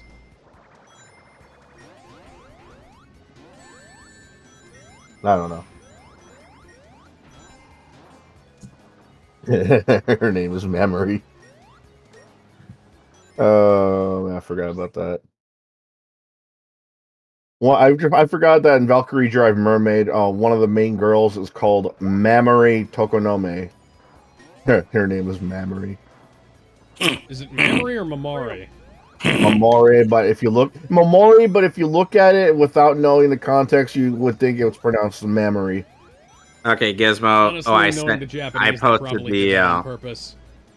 Go into waifu images, and I shared a link. Or a link to the message I shared of the manga. images of that particular Quincy.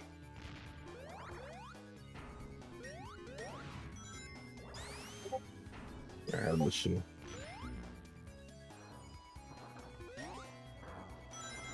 I'm not seeing jack shit. I'm not looking. Oh, okay, just click on the link. Oh, her. Okay. Okay. Uh-huh.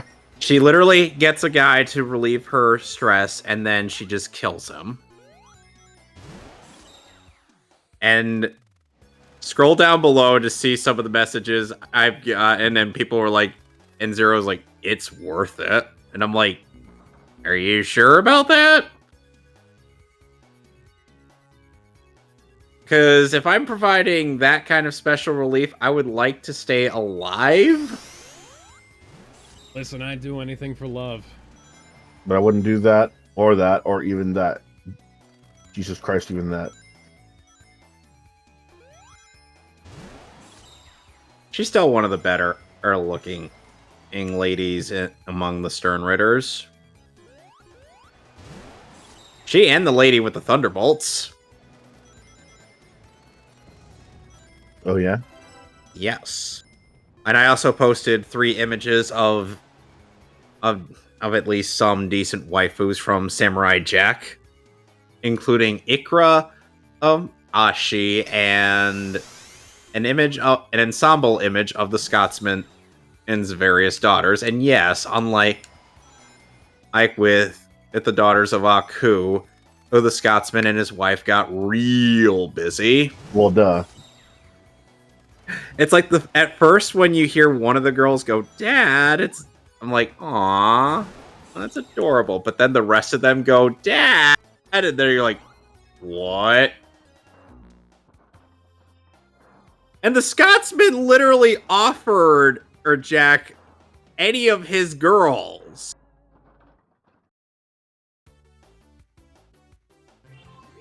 I'm like, I don't think I'd be able to put the Scotsman's daughters in the list. It's been over 50 years. 50 years between seasons 4 and 5. They're full grown. Nah, that's not what I'm saying. They literally appear twice. That's what I'm saying. They just appear twice, and that's the it. Difference. Put Merida on the list. We literally know nothing Which about them one? except for the Scotsman's daughters, though. That's what I'm saying. They're strong, badass, and they're the Scotsman's daughters. I rest my case. Now, if it was the other, let's split the difference. Just put Merida on there. Which one is Merida? Merida. You know which one? Brave. Oh. Oh yeah, we talked about that actually. And by the way, Gizmo, since Alex probably hasn't seen the episode with Ikra, do not say a word about it until we get to her, because I want to gauge his reaction to something. She turns into a robot. I don't fucking know. It's not that. Well, then you're the one spoiling it. Then, if you're saying that doesn't happen. Oh yeah, she turns into a robot. That's amazing. That's great. She doesn't turn into a robot. Well, you're spoiling it even more if you're denying that. No, she really doesn't turn into a robot. Right, but you're acknowledging that doesn't happen, so you're saying that something else does happen. Yes, something else does happen, but I'm not saying you're spoiling it.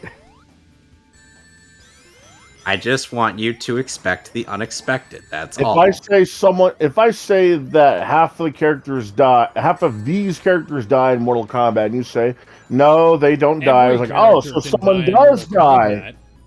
Someone does die then. All right then. So we know that. It's like no, you don't. Oh, but they are gonna die then. Yes. Well, you know, you're the one spoiling it if you're gonna deny that these characters aren't the ones that are gonna die. Look, I'm not going to give away what it is. I'm just going to say that just be prepared for the unexpected. Be prepared for the coup of the century, and be prepared for the murkiest scam. Don't tell me what to do. Meticulous planning, today. Decades of denial is simply why the king undisputed, respected, saluted. Sing for the wonder I have. Oh yeah. It's still weird how in the remake of The Lion King we don't actually get any form of establishment to what Scar's relationship is. No, what Scar's relationship is with the hyenas until he shows up and they're like, and it turns out they've never met before or prior to this, and I'm just like, bullshit. That's stupid. That's really stupid. I want to know what Favreau was smoking when he decided that was a great idea. I'm dead serious about that, Gizmo. What? Oh, the scene where Scar pitches the idea of killing Mufasa and having him be king is literally the first time he and the hyenas meet in the remake. Okay. Do you know how many plot holes that could induce? Many, but the thing is, I don't care about the remake because it's the fucking remake. Well, the thing is like why it worked in the original was because Scar had a pre-existing relationship with the hyenas. That's where they're like, oh, they're working for him because he promised them lots of food. Yeah. Okay. And in the remake, it's like, oh, why should any of these hyenas listen to what Scar has to say?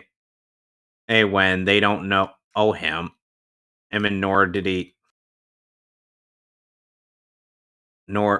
really do anything for them. Okay. So it's like Scar's just coming in and practically banking on this half-baked plan of his is to work, and it's like, this is the dumbest thing I have ever heard in my life. And despite the fact that Chiwetel Ejiofor is a great singer, he doesn't actually sing Be Prepared. He just, talks, says it. Yeah, basically. Like, I can't believe I'm saying this. Go watch Kinky Boots. He sings in that, and he sounds fucking great. Like, he's a West End actor. Of course he can fucking sing. Chiwetel Ejiofor is a talented actor and singer, but it's like, they didn't Sonic wins by doing absolutely nothing! I gotta see this. I was right next to the end, too! Fuck you, Gabe! Oh, fuck you very, very much. And as much as I would love to relive the glory days of my Pokemon Fire Red Nuzlocke by having Primeape as one of my primary team members, I just decide, nah, it's better if I just, also, stick with Ursaring. Oh my god, my balls. Also, I gotta say something.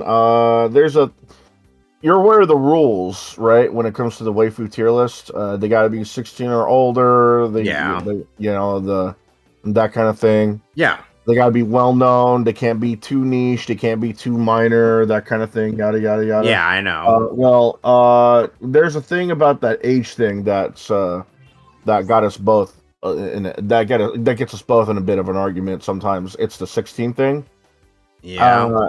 There's two characters that literally and figuratively just turned 16. That would be, what was her name? Briar Rose in Sleeping Beauty, and Haruka, I think her name is, in Rival Schools. Huh. Interesting. So, but the thing about that is, yeah, they're 16, they're of age, and according to the rules. But what got us both to get into arguments a lot is that the fact that they just turned 16. Okay then. Cares?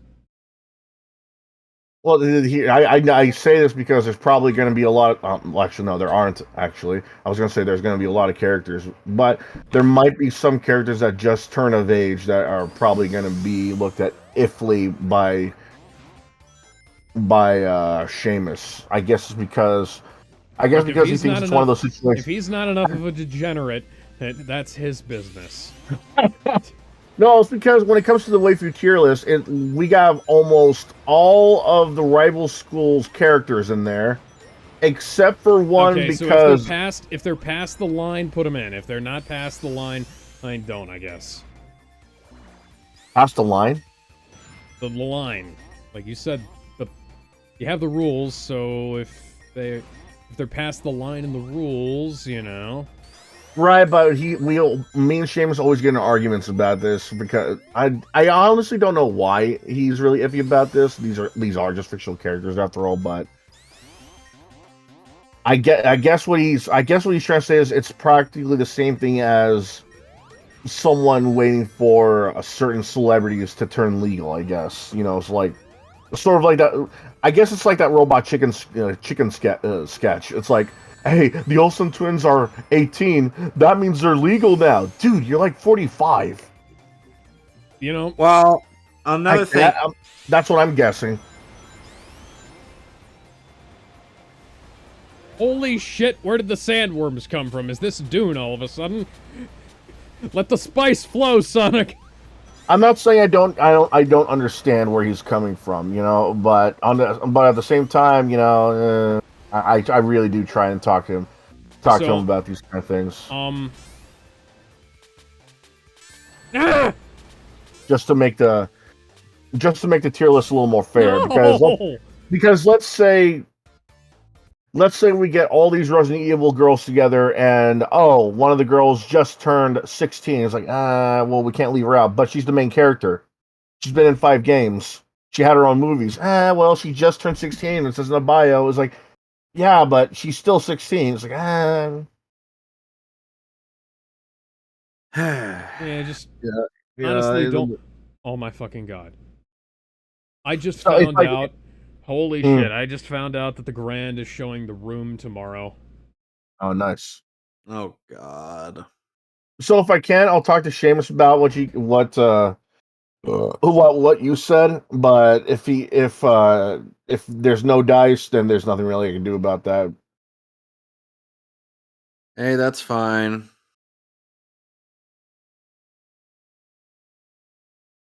I mean, we're getting a lot of good girls on this list in the first place, but it's just, excuse me, it's just kind of odd. You got all the main characters, but you're leaving out this one because she just happened to turn legal. That's where I'm coming from. Okay, so. Oh, hello. And I am back. Are you though? Hey, Joseph. Hey. Okay, I just entered a contest to win 2 tickets to see The Room in theaters. Good luck, man. You just bought them. Okay, so I was posting up some waifu. It was in the discussion and debate chat from Fire Emblem, starting with Shadow Dragon, and I was just kind of going through them as they appear on a list.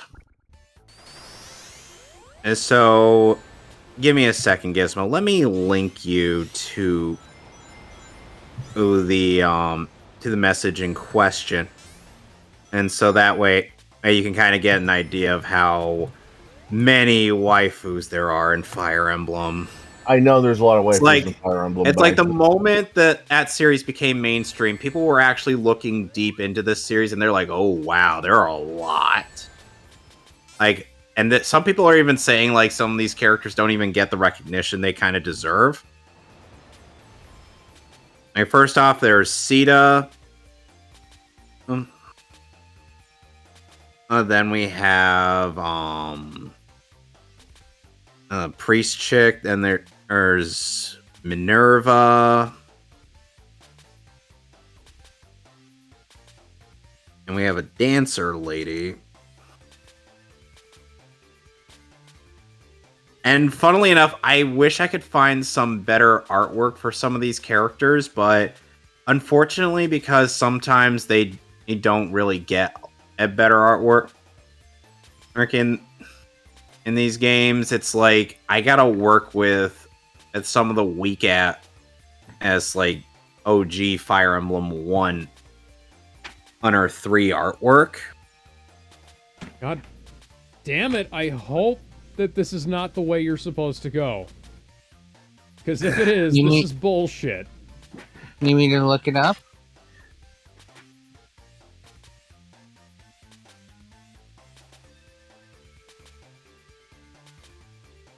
Yeah, of course. We ended up getting interrupted. Because I was going to continue on Gizmo. Oh, even going through Fire Emblem chicks from Fire Emblem Gaiden or Shadows of Valentia. But that we ultimately just ended up moving on to another discussion.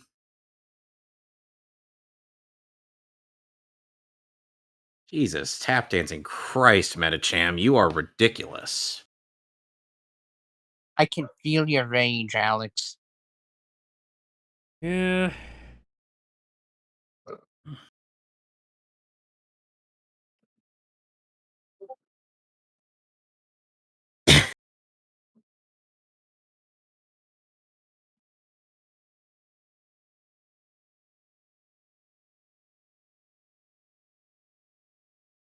Oh, I finally rounded up the League of Legends girls. Oh, cool. Neat. There's a. I'm gonna let you know right now. The only reason why it may look big is because I added in their titles too. Ah, okay. So like, it's not gonna be just Bob. It's gonna be the Legend Killer, the Legend Killer himself, Bob. It's not gonna be like David. It's gonna be the Volcano Eruptor David. That's why it might look a little bigger than you might. What about So for examples, I'm only going to give you these few. I put in Ari, Akali, Ash or Aish because there's an E. I don't know. Belveth, Caitlyn, Camille, and Cassiopeia.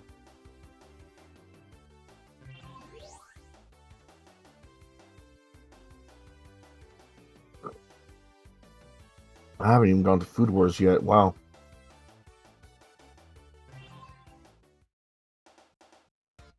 It's not going to be a while until we hit the League of Legends either, I don't think. Oh, yeah, I also put Kimberly and Princess Daphne from Dragon's Lair and Space Ace in case you didn't have them in there. Yes. I'll save you, Kimmy. Wow.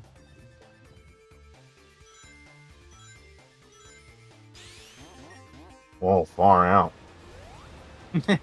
Dude. Actually, he doesn't say that. Kind of odd he doesn't. I remember that. Does anyone remember that there was like an idea for either a movie or a TV show with Ryan Reynolds? Which one? What kind of movie? Oh, Dragon's Lair? Yeah. You know, I remember that. I don't see that being a bad thing, honestly. And now I'm not saying it would be a bad thing. I'm just saying it's been a long time. No, but that's what I'm saying, though. That doesn't sound like a bad idea. A Dragon's Lair movie. I know there was talks of one. Yeah, they've definitely been working. Make Dragon's Lair a movie, just, you know. or else Don Bluth will give you the death stare. He's still working on cartoons, isn't he? I mean, like, damn, for a guy his age, he's really resilient. I loved how Don Bluth guest starred in the Nostalgia Critics commercials review before he ends up forcing Doug to review Dragon's Lair. You know, funny thing, I think that's one of the only ways nowadays we'll be able to get some behind-the-scenes stuff that hasn't been said on DVD or Blu-ray.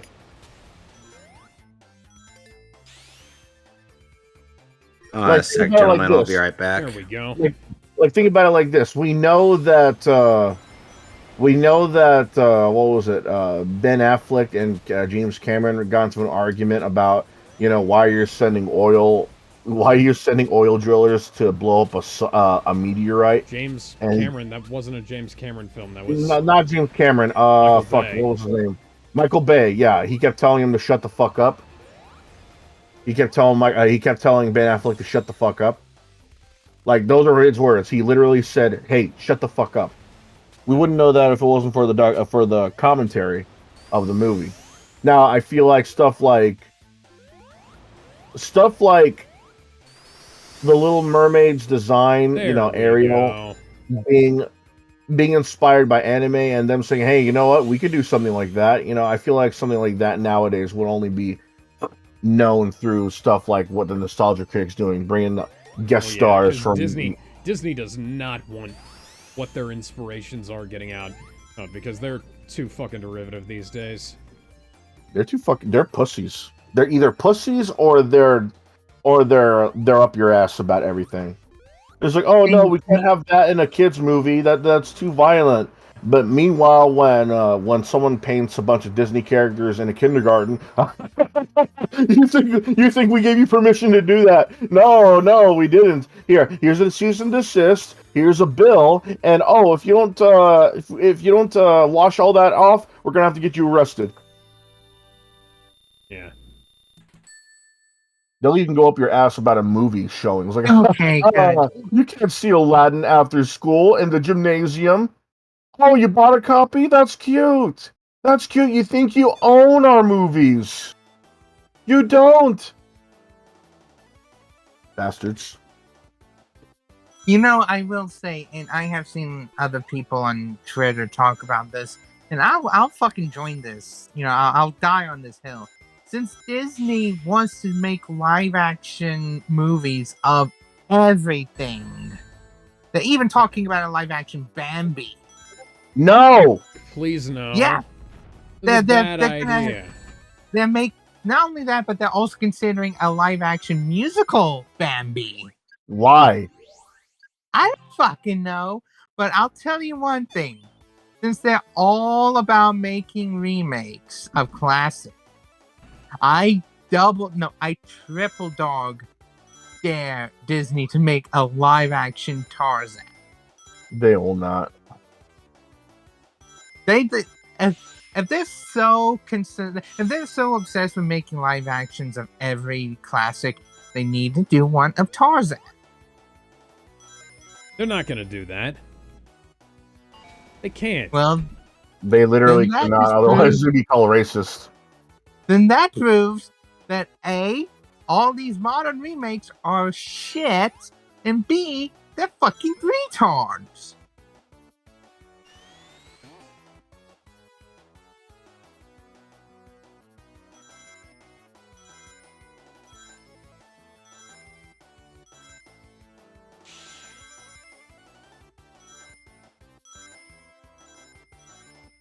I mean, we already knew that. I'm back. Welcome back. But no, I'm part of the team that I dare Disney to make a live-action Tarzan. I mean, there. The challenge has been laid. The gauntlet has been set down. Oh shit! I thought that was a obstacle thing.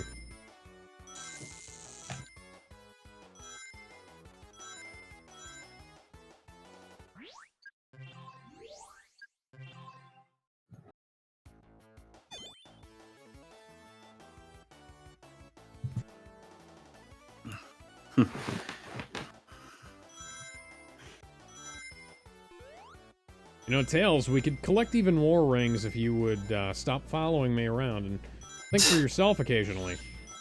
Tails doesn't do that, Alex. You should know that by now. I know.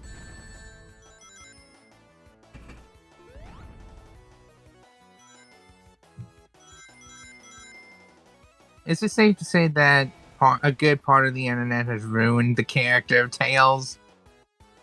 I try not to interact with that part of the internet.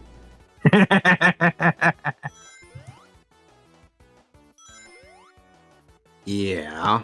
Like, I mean, if it's Rouge, fine. Blaze, okay, But why Tail?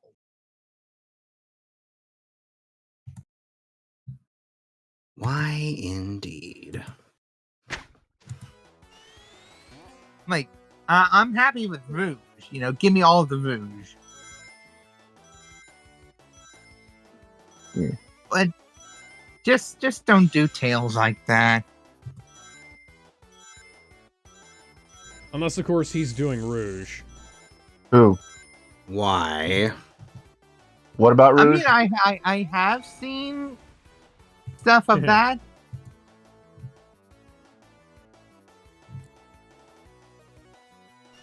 But then again,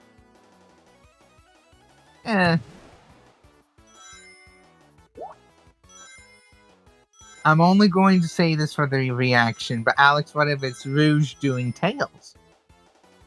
That's even worse. I mean, him.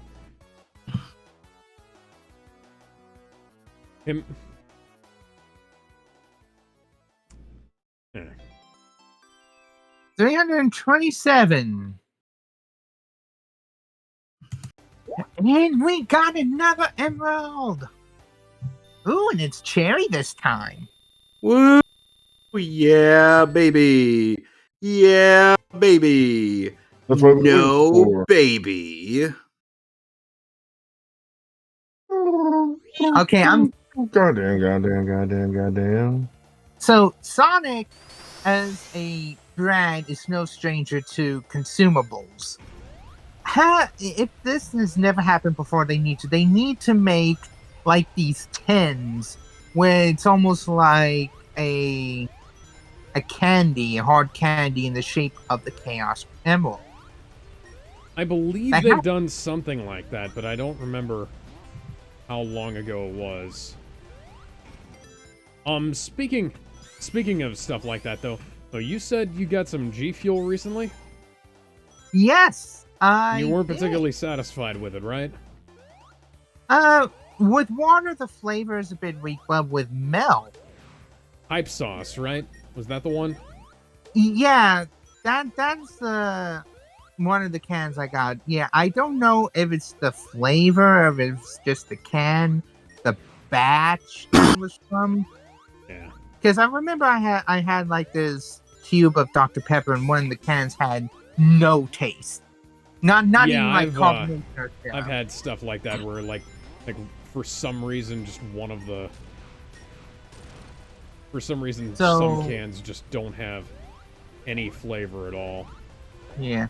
So I'm hoping that was just really the can. Thankfully, I got 2 hype sauce cans. But right now, the one that I have in the fridge for tomorrow morning is Power Pellet. Now, I got some radioactive lemonade G Fuel recently, and from the Spider-Man, No Way Home. Yeah.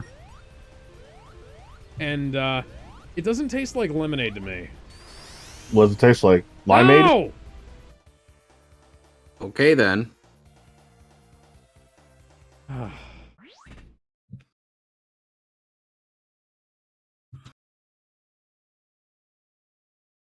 Oof. But It doesn't taste like lemonade. It tastes like something else. I'm not sure what it tastes like, but the thing is, like, it might have just been because I got kind of late on it, but yeah, when I went to GNC, they literally only had 2 cans left. Huh. Yet that morning, someone took pretty much all their entire stock.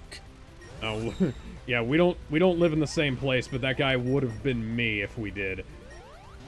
If it was you, I routinely buy like an entire case of Bang or G Fuel or 3D or whatever at a time. I'm just that I 3D.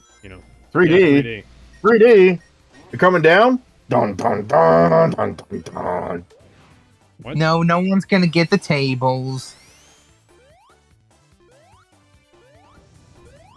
But yeah, I actually had C4. That's actually a pretty good energy drink. C4 is good. C4 though is a pre-workout energy drink. Yeah, but it gives you a kick in the ass, man. Oof, it's potent. I'm not gonna drink that with my lunch. No, I get you, man. I feel like, to me, but I do have a cop friend who used to drink 3 cans of C4 a day, and That was during Mardi Gras season. Did he die? I mean, the fuck? 3 cams? Yeah. They had him working like 12-hour shifts and some shit. And it's like... Yeah, that's the normal for cops. And it was like every day. And because they had a shortage of police, and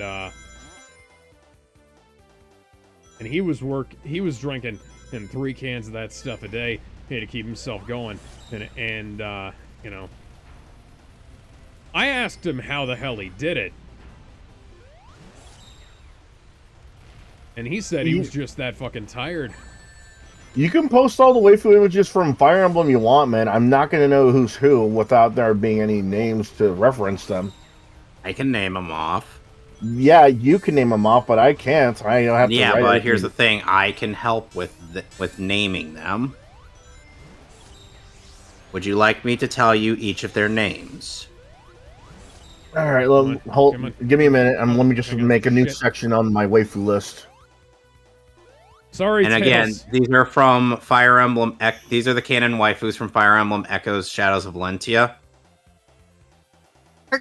which is a remake of the second Fire Emblem game, Gaiden. Bless you. Thank you. You know what? I'll just type out each of them from top up to bottom.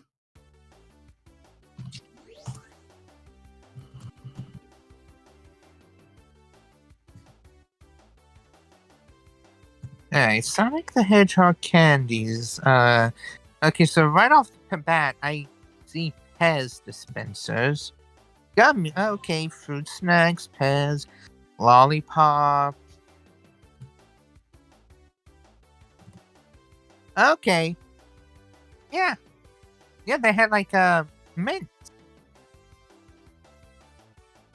Yeah, one tin had like a pink and green. One was like a dark crimson red. Yeah, okay. And keep in mind, I did purposely leave out some ladies due to the fact that a couple of them, I'm like, yeah, I don't think this is going to fly at all.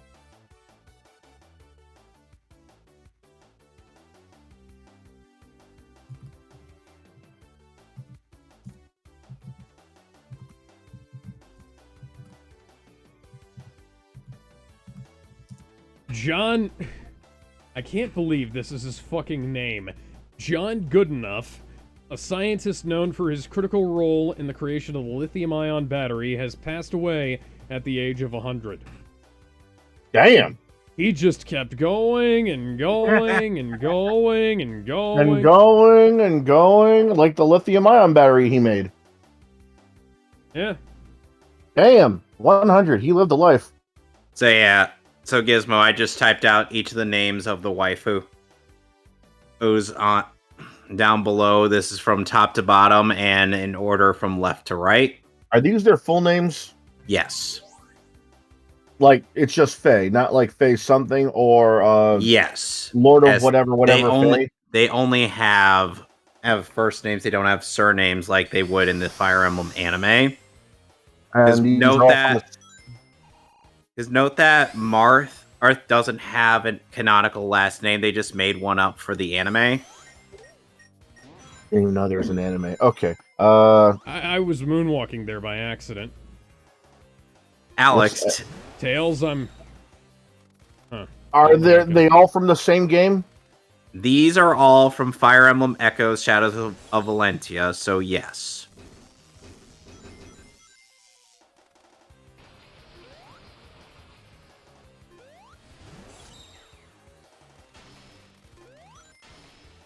And by the way, in regards to Sonya for Fire Emblem, in Shadows of Valentia, there's a bit where you can only pick one of 2 paths to go on, and if you so whoever you don't literally playing Tetris, and whoever you choose not to go after, or ends up becoming your ally. Right, and you have a choice between a promoted mercenary by the name of Dean, or another mage in the form of Sonya, The reason why it's difficult in Shadows of Valentia is due to the fact that you're choosing between really good base stats or boobs. Alex, when given the choice between base stats or boobs, which do you choose? Boobs give great base stats of their own, so I'm going with boobs. Yes. That's like asking whether you want tits or destiny. Tits. Exactly. But here's the thing: in the original Fire Emblem Gaiden, and Sonya does not, Dear God, is not where are all these boxes coming from? Is not as hot the as warehouse she. has to run out eventually. The box ghost. Voiced by Rob Paulson. Who here disturbs the sanctity of my living domain? Find the box ghost! Box Ghost was such a strange villain in Danny Phantom. I think I thought he had potential, because it's always the villains that start off pathetic. He ends up getting with the lunch lady ghost in an alternate future. It's the villains that start out pathetic that eventually become dangerous, because he is so... Think about it like this. You see a guy that's being a villain, and let's say his gimmick is soda. Like, he can only control soda, right? And now you underestimate him so much because, what the fuck's he gonna do? There's no soda around here. He needs a soda, he can only control soda. Back to jail with you. Just don't put soda near him. Yada yada yada. Now in the future, because it's gonna be like the worst Batman villain. Right, it's sort of like the Condiment King or the White Rabbit. But think about it like this: or Calendar who says Man. powers? Well, Calendar Man eventually became badass. That's where I'm getting at, though. In the future, let's say he's had enough. Let's say he really wants to become badass. Let's say he wants to really become badass. Let's say he's sick of people looking down at him. Like the Box Ghost, that villain's going to evolve. He no longer controls boxes. He can make boxes out of energy, pure energy, and he can trap you in them if he wanted to. And he became buff, and he became manly, and he became something of a Chad. If you want to argue with that, please don't.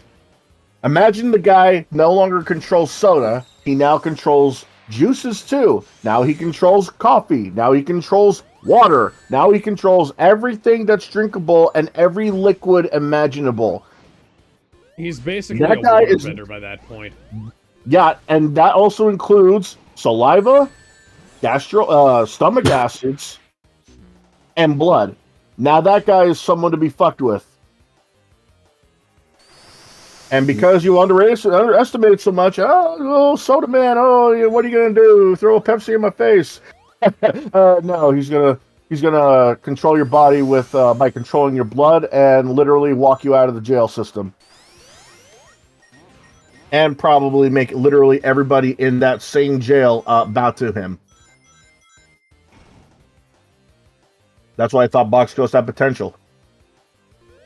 Sort of like how Dan had potential, but, they refused to do anything with that. They still see him as the Joe character, which I don't mind. He's the underdog. Oh, no.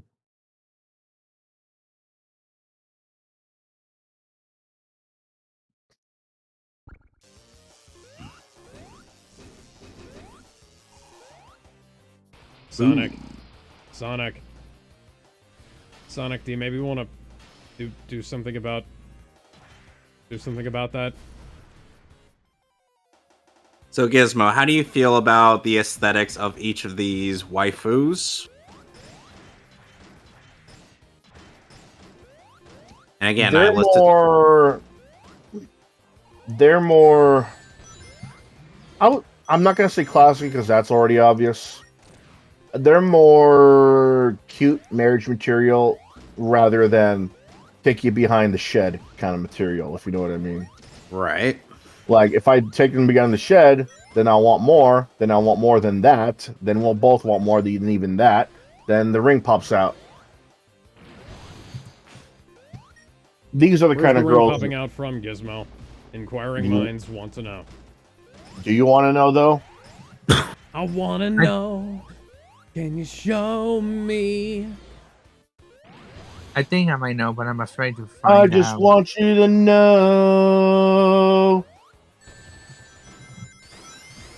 that the ring ain't going anywhere you're thinking. Are you going the Deadpool route? Great. It's a kick ring. No, I'm not kidding. Okay, now I know that there are I know there are more characters that are what we're thinking of, more fancy. I know there are characters from Fire Emblem 4 and 5.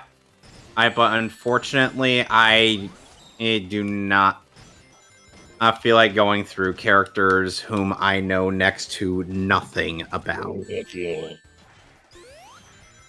So I'm just going through the ones that I do know. And what about you guys? Any waifus you want to get off your chest so I can just get them out of the way and put them in the list? You've got the girls from Rosario plus Vampire on there, right? Some of them, yeah. Okay, you need to put all of them on there because all of them have qualifying entries.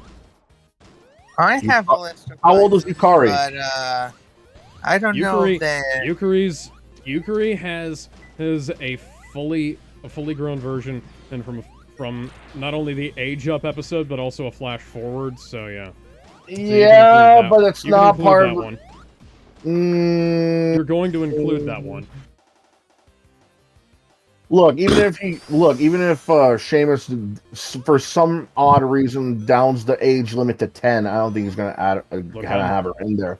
I'm exercising my veto power over this, and I'm saying, and you have to include adult Yukari in there, because I wouldn't mind putting adult Yukari in there, but the fact is, she's literally only she only has one episode. Her boobs are bigger than Kurumu's. She's only been in one episode, and she's in a flash forward. That's barely anything. You would have to talk to Seamus about that. I would have to talk to Seamus about that.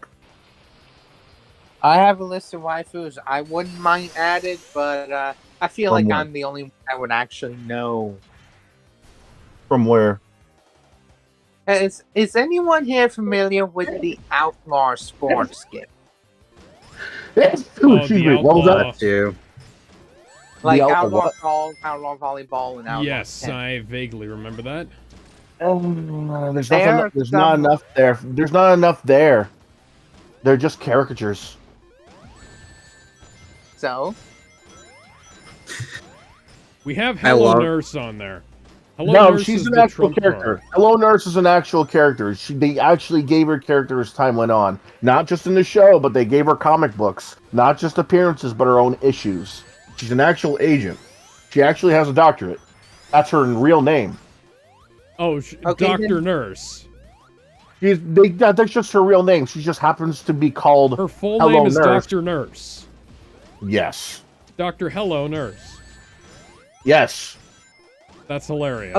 Oh, okay. Let me go even more obscure. The female characters... Damn it, Robotnik. Oh, okay, I know a game that's even more obscure than the Outlaw Sports games. What about that fucking head of yours? What about the female characters and Eternal Champion? What about Rumble Roses? What about Spider-Man? Actually, he's got a lot of Spider-Man girls on there already. I got a picture of a Spider-Girl in a thong on my front page. Including Mayday Parker. And then Gwen Stacy's like, I swear to God, whoever did this, I am going to fucking deck. You know what? I don't think we ever talked about Rumble Roses. Or one of the other Spider-Girls. I don't think we talked about Rumble Roses. I'll put that there. Eternal Champions, you said? Yeah. See, I'm going to put those there. Eternal Champions of the Spotless Mind. The one where you can fight as a fucking bird. Here's the story about Eternal Champions. Sega wanted to at least have a fighting game under their belt because Midway has Mortal Kombat, Capcom has Street Fighter, so they wanted a fighting game of their own. And so Eternal Champions was made.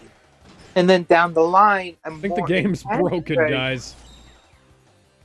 The original Eternal Champions was made for the Genesis, and then down the line, for the Sega CD, they had an enhanced version called Eternal Champions Challenge from the Dark Side, in which it was slightly more graphically enhanced, more stages, more ways to kill, and more characters.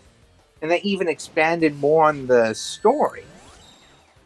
Well, Eternal Champions was on its way to be Sega's fighting game until Sega in Japan wanted another fighting game made. But here's the thing: they could only have one fighting game made, because apparently there was some unspoken rule that every company needed only one fighting game franchise per company.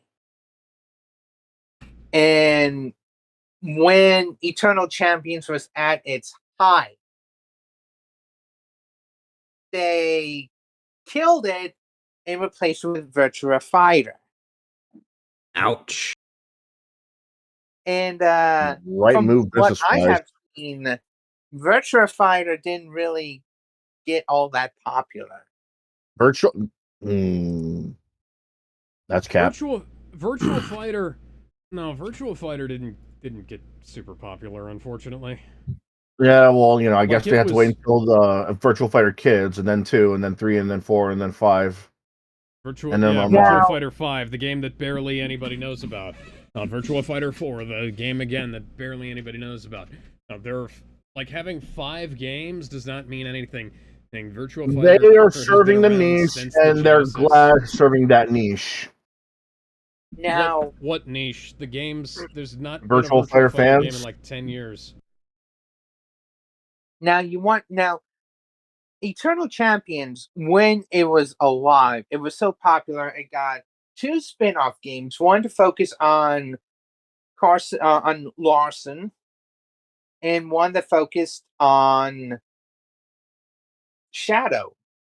And one of those where 2 of them teamed up. So at least we had a spin-off game as well.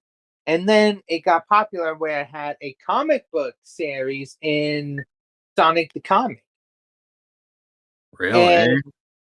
And the story of the comics is an evil force has been threatening to destroy the world. So the Eternal Champion has brought the champions back, but this time instead of a contest, they formed this team that essentially would be akin to like the Avengers and X-Men, etc. But what I love is they added bits of detail and personality to the characters. Like, for an example, the character Xavier Pendragon, because he was originally killed by being burned at the stake, he grew a phobia of fire. And because Shadow was originally killed by being shoved off the 101st floor tower, she gained not only a fear of heights, but a fear of the number 101. So they took some story elements of the games and made decent personalities in the comics. And why they chose to kill it off when it was on top of its height is fucking beyond me. And some people that worked on the original game has expressed enough interest that they want to have a 3D remake.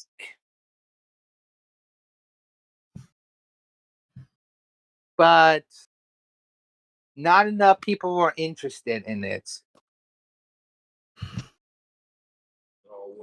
So Sega, you may have been responsible for Sonic, you may have been responsible for Mad World, but I have to say, fuck you. You wanted a fighting game, you had a fighting game. You had it. It was in your hand. It was right there in the palm of your hands. Just like the power of the sun. I wasn't going to make the joke, but, Well, too easy. But no, like, it was a new take on the whole fighting game fatality type Mortal Kombat clone. And then Rare with Killer Instinct. Look what happened. Xbox One remake. Anyway, Gizmo, I shared the waifus from the prequel to Fire Emblem 6, Fire Emblem 7, and the Blazing Blade. Don't ask me how this works. Let me know what you think of those. Yeah, these are a little more modern-ish. They're from the GBA trilogy. Emblem, right? Oh, no, GBA. Okay. Oh yeah, I forgot she made an appearance there. And the reason why, and at first I was having a difficulty, thinking of adding Nino to but then I'm like, no, wait, she becomes a mother in Fire Emblem 7, so we can add her. Or Is not Fire Emblem 7, Fire Emblem 6. Or... No, Fire Emblem 6. My bad. Is it called 7 or 6, or what's the actual title? Fire Emblem 6 is called the Binding Blade. Fire Emblem 7 is called the Blazing Blade. The Blazing Blade. That's not confusing at all. Yeah, and guess what? A Binding Blade is the game with Roy. And these in this game is where these girls came from, right? Yes. Okay. Fire Emblem 7 and the Blazing Blade is where these girls came from.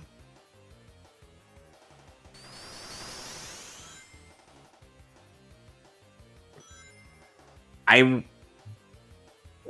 Lindis is certainly an interesting case. Why? Just because, even though she is another female lord, or much like Celica was in Fire Emblem 2, she comes off more as a warrior than as like a lord. If that makes any sense to you. No. Basically, she looks less formal than Celica does. Like, she doesn't give off the impression of lord status. That is until you have to clear her mandatory tutorial. Joseph, because you're asking about He-Man and the Masters of the Universe? He-Man. Let's never consider the Tila show. Yeah, we've got the He-Man and the Masters of the Universe characters on there. I think we had a conversation about this last week. Hold on a minute. Hold on. Let me see for a minute here. You told me. No. I have him on the list to talk to him about. I didn't say I talked to him about him yet. Oh. Let me just double check to see if targeting reticle disappears for some reason. Samurai Showdown. Yeah, I didn't get to them yet. I'm tackling both He-Man and She-Ra, just so you know. Yeah, and it doesn't really matter. Yeah, it doesn't really matter what versions there are because they're grown ass.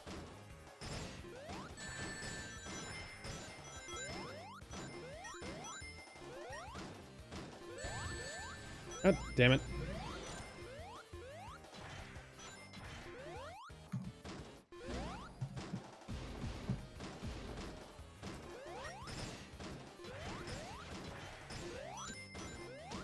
Oh, and just a warning about the Tellius games, Gizmo. There's a lot of characters.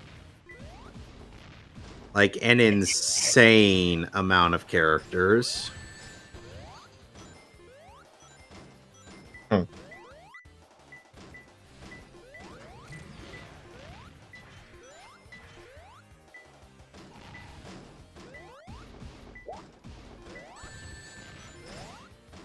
And no, we're not including Ike's little sister on here. How old is she? I'm gonna DM you. Oh, and I'm gonna DM you an image of her, and I'm going to ask. Even if she looks like she's like 10, that can mean a lot of things. That can mean she's a short stack. That can mean she's got a curse on her. That can mean she's anything. Did they say their ages in there? No. In none of the Fire Emblems, none of them ever say how old the girls are or men. Some of them do, some of them not so much. Hmm. Anyway, this is how Ike's sister looks in the first game. Here's how she looks in Radiant Dawn.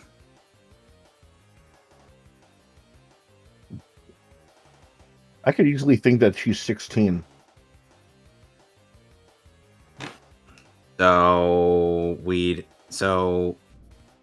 Presumably we'd end up including her. Sure, but again, you said it yourself. A lot of these games don't reveal the ages of these characters. Yeah. Well, anyway, I'm just gonna go ahead and put in at least a number of these waifus. But for the Path of Radiance characters, I'm going to put in their designs from Radiant Dawn on just to be safe. Because Radiant Dawn has like a time skip.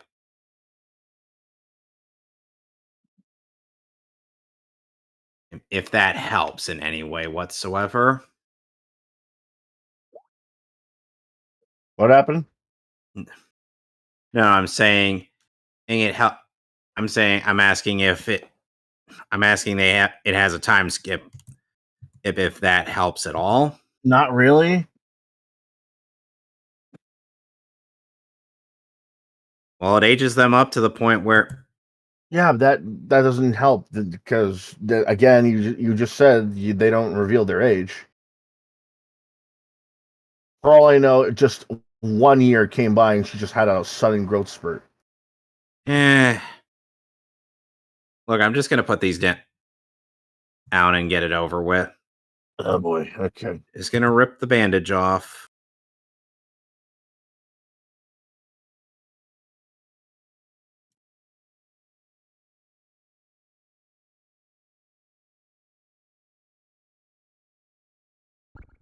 I find it funny how there's a lot of characters in Fire Emblem who have this thing with having where they have this thing that they have to have mini skirts and boots.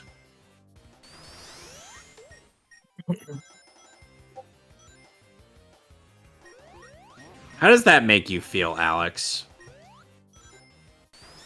That entirely depends on the appearance, I suppose.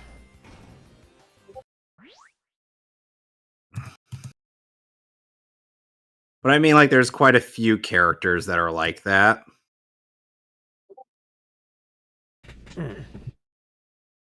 My God, I forgot how big they made. I keep forgetting how big they made Wailord in Coliseum and XD Gale of Darkness. Like, they made him huge. Like, this was a damn whale.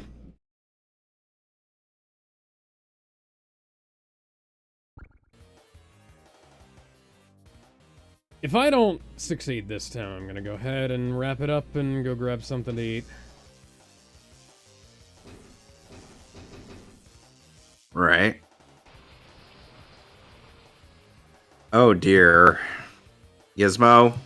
The Tellius games, aka A Path of Radiance and Radiant Dawn, are when we get introduced to the Furry Brigade, aka the Lagoos. They didn't stop you from raiding Barry. Huh? No, I'm just saying. No, I'm just saying in case there's an issue on your end.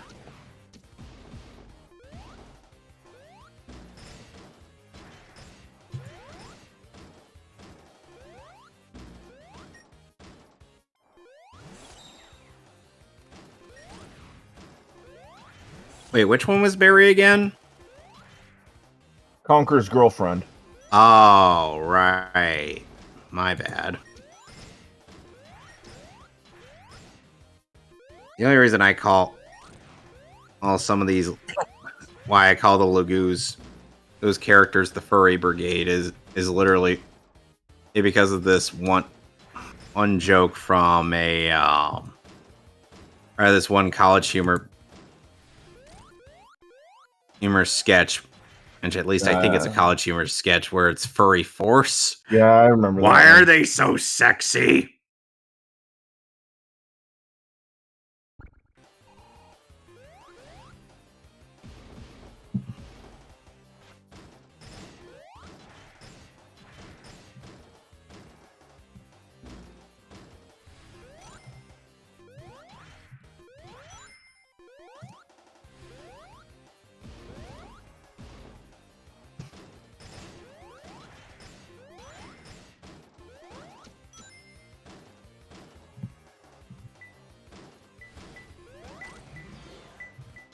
Oh yeah, I don't think we talked about the Rumble Roses characters. I'm thinking of doing that, and I'm also thinking of doing the Eternal Champions girls if there's enough info there. Because, like you said, there's only had 3 games, and that was in the Sega Genesis era. Yeah, That's gonna be tough. One for Genesis, 2 for CD.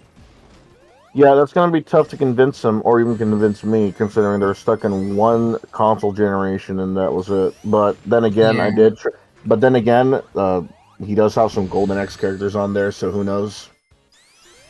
Buy my balls, girl. Buy my balls. I swear, I will never see that that guy for anything other than that I think Bruce Campbell announced his retirement. Did he? I thought he said. Yep. Like for real? Yeah, hold on. He posted it up on Twitter. Yeah, hold on. So 4 days ago, he said, "Okay, so I'm 65 today. Time to retire, I guess. Thanks for watching." Okay, so that was a joke. That was a it? I mean, joke, man. Was it? I mean, like at 65, that is retirement age. Yeah. I mean, I knew that he said that he was done playing Ash. Well, no, he said he was done playing Ash in live action form, like he was done acting as him. He didn't say anything about it, like say in animation or or voice acting or anything like that. Fair enough.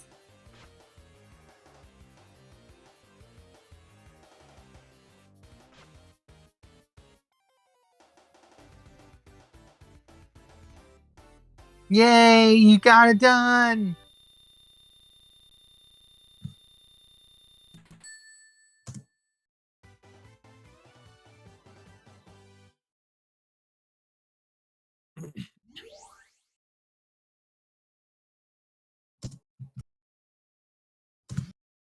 About fucking time. So, apparently, as a method of promotion for the Secret Wars show, Disney has been putting people in Skrull costumes in real-life news broadcasts, and oh dear God. Oh my God, I feel like that's gonna turn south. Well, you know, this is fucking stupid. Stupid! You are stupid. You are stupid. And you know what else? Like, you are stupid. You know what would have made more sense if they let the news play, but then they would like mimic like the broadcasts, like getting some interference, and then like maybe like half of their faces revealed to be Skrull or something. Okay.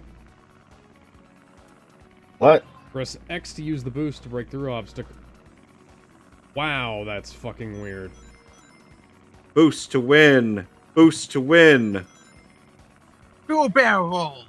Barrel roll. Barrel roll. Do a barrel roll. Do a barrel roll. Do a barrel roll.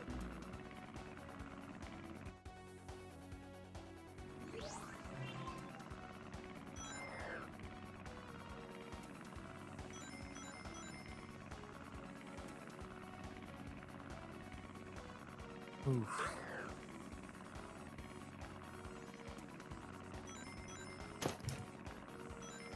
Oh, poor Tails. Why doesn't the hitbox extend to the fucking tornado? Why is it only me and Tails? Okay, Gizmo, your thought on the Path of Radiance waifus? Tails, you gotta shake off those stars. You're the one All I can say piloting is the they look fucking tornado. nice. I literally have not played a single Fire Emblem game in my life because of how expensive they are and have become. Because everyone wants to scalp a fucking bitch. Aesthetically. Yeah, they look nice. Any aesthetic that sticks out to you? Not really. Eh. You gotta understand, this is a guy that not only has not played the game, but has also not looked up a cutscene, has not looked up gameplay. I only know about Fire Emblem through word of mouth, game announcements, and because of Melee introducing Marth and Roy. I have not even Ike is in Brawl. Okay. I mean, that would get you at least somewhat curious as to where he's from. Introduced through Melee. That means I know of Fire Emblem and know that certain Fire Emblem characters are getting into Smash. I'm interested in playing Fire Emblem. I just have no ways of playing them outside of emulation, and I don't want to go through that loophole for something like Fire Emblem. You're going to have to for the Tellius games, Gizmo. Yeah, there's a bunch of games that are not translated. That's for Fire Emblem. I mean. That's for Fire Emblem 4, 5, and 6. Those are the only ones that have never been. This game is so fucking bootleg. Those are the only Fire Emblem games that have no official translation. Oh.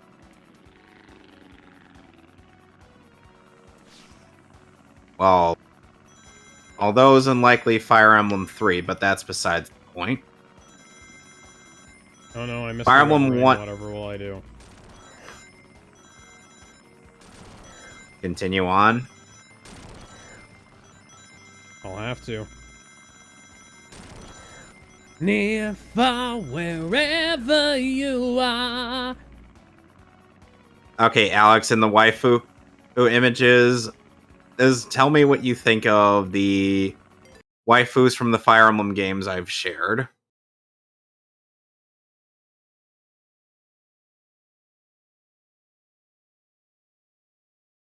Hang on. The first one is a yes. Second one is a maybe. Maybe. Sure. Probably. Sure, why not? Yeah. Do I have to take the dragon too? No, I'm talking about I'm going through them in order. Where's the dragon in Shadows of Valentia's artwork? Look at the. Oh, I was at Path of Radiance. No, you don't have to take the wyverns. Okay, hang on. Let me scroll back up. Okay, so Shadows of Valentia, maybe. Yes. Yes. Maybe. Maybe. Yes. Yes. Maybe. Yes. Maybe. Oh wait, I'm looping. Alright, now for Fire Emblem Blazing Blade. From Lindis all the way down. The girl with the purple hair, her on the first batch is she's fine. Rena? Fire Emblem, yes. Fire Emblem 7, probably. You're gonna say probably to Lindis? The green-haired samurai? Yes. I mean, just from a cursory glance, yeah, probably. Breaking news. A localizer for a game called Clover Days has publicly called both the game's audience and Japan, all of Japan, I mean, like literally the entire country, pedophiles, with the company's responsibility not to be bad. Yeah, I just saw this right now. Fucking A, really. Anyway, back to rating the anyway, hey Alex. Next on back to Fire Emblem 7 and's waifus. Does the Pegasus have to come with her too, or no? No, you don't have to screw the Pegasus. Okay. The Ace Attorney fangirls are now wailing. Maybe. Probably. Sure. Yes. Maybe. Sure. Probably. That's a girl? Which one? The the thief character with the spear in the skirt. Like, I don't get Yeah, that's a girl. vibes. That's a girl. Okay, maybe. Probably not. Now we're back to the start.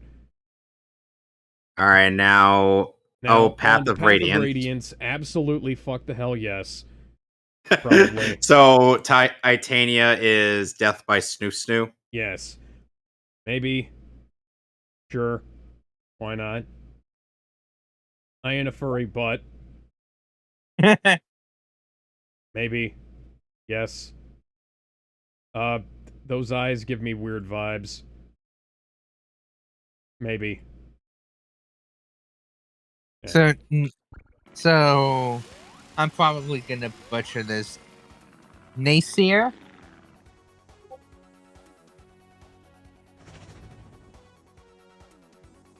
Kev, you're the expert. You should help me. Okay, for Fire Emblem, for which Fire Emblem game? Path of Radiance, the one with the bow. Oh. How's her name pronounced? No. It is Nacier. Okay, I did have her. Okay. Yeah. Okay, I'm gonna have to agree with Kev. The eyes. You mean Alex? Yeah. The eyes, yeah.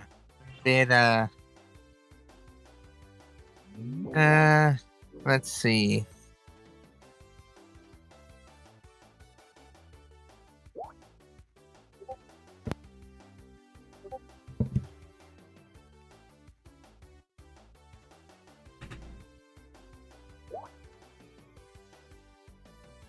And keep in mind that these ladies, the artwork for these ladies is all from their Radiant Dawn artwork.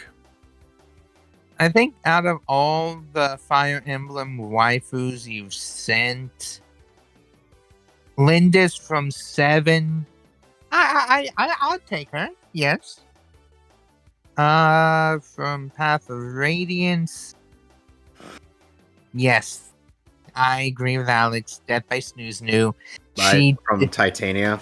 Titania, she is definitely the one that would probably throw me through a wall. Oh yeah. Mia, not so much Snoo Snoo, but I would date her. I would. So second date material? Yes.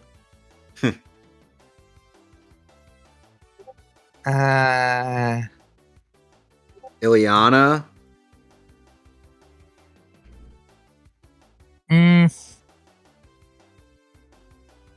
I'm gonna have to pass. I'm just not feeling that romance. Alright. Same with Miss. Same with Miss. Not really feeling it. Well, hang out. Ike would just be sneering at you if you made moves on his sister. Yeah, no. Like I just hang out, but nothing like that. Some people would actually ship her with Rolf, the green-haired archer, or from the Tellius games. Honestly, if I could only choose one Fire Emblem waifu, you should know who I would pick. And her name is Lucina. Yep. Jesus Christ, Eggman, how many fucking nuclear missiles do you have? He has all of them. But, yeah. Lucina has the #1 slot in my heart when it comes to Fire Emblem waifus.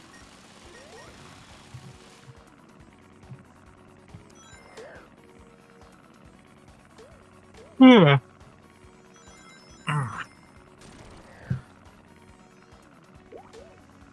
I'm not sure if Gizmo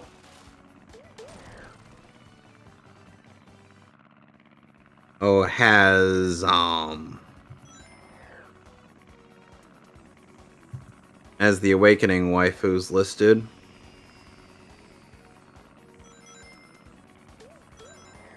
Out of curiosity, do we have any F-Zero waifus?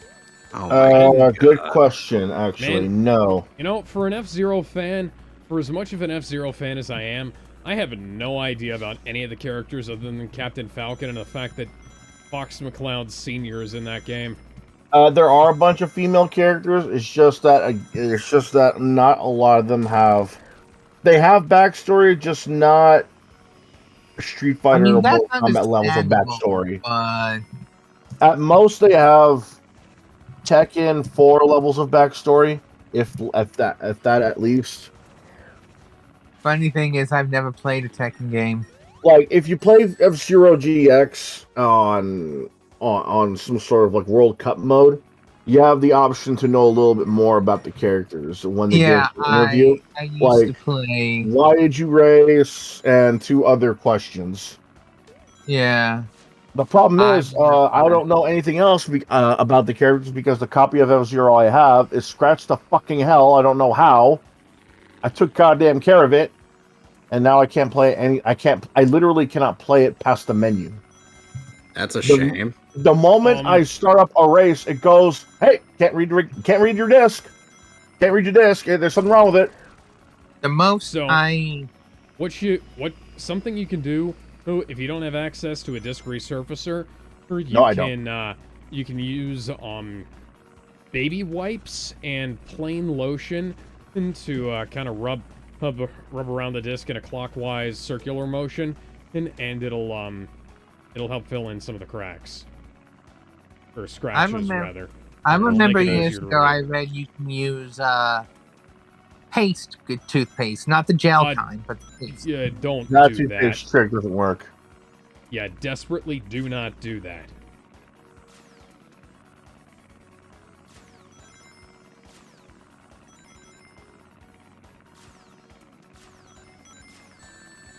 Like, I will say that you're a slow bastard.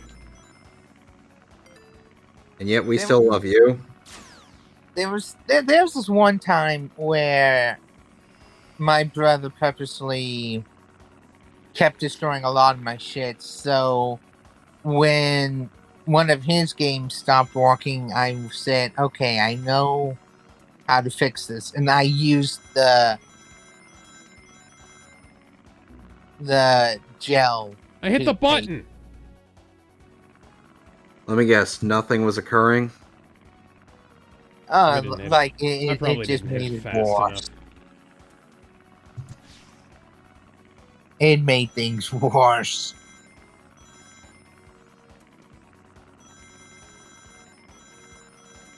And yeah, he did get pissed off at me, but I told him, hey, I done what I always did, and it always worked for me.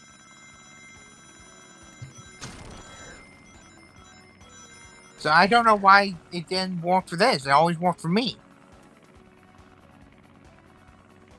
I got a free copy of Resident Evil 6 for sending somebody that trick. Interesting. I knew nothing would really be done because the next day his friends came over and gave him like $300. Jesus Christ. Yeah. So yeah.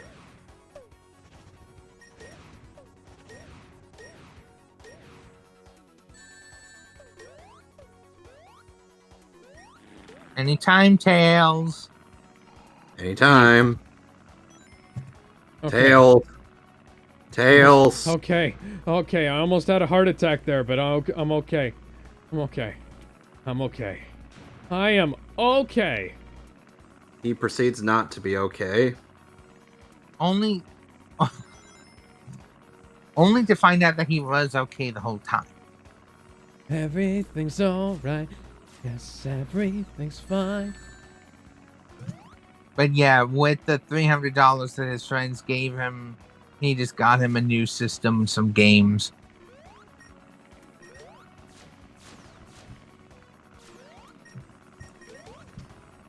Jesus fucking Christ. This part makes me think of an old Genesis game. I don't know if anyone has heard of it. It's called. Is it called Death Sonic the Duel. Hedgehog 2? I was gonna say Death Duel. I haven't played Death Duel. I have seen a lot of videos, and oh my god, that game is a huge fuck up. And you wanna know how much of a fuck up it is? You don't have to run out of health to lose. That sounds fucking amazing. It's absolutely outstanding. Indeed. Yeah, you don't have to run out of health to lose. Just run out of ammo. Instant game over. Get the rings, get the rings, get the rings.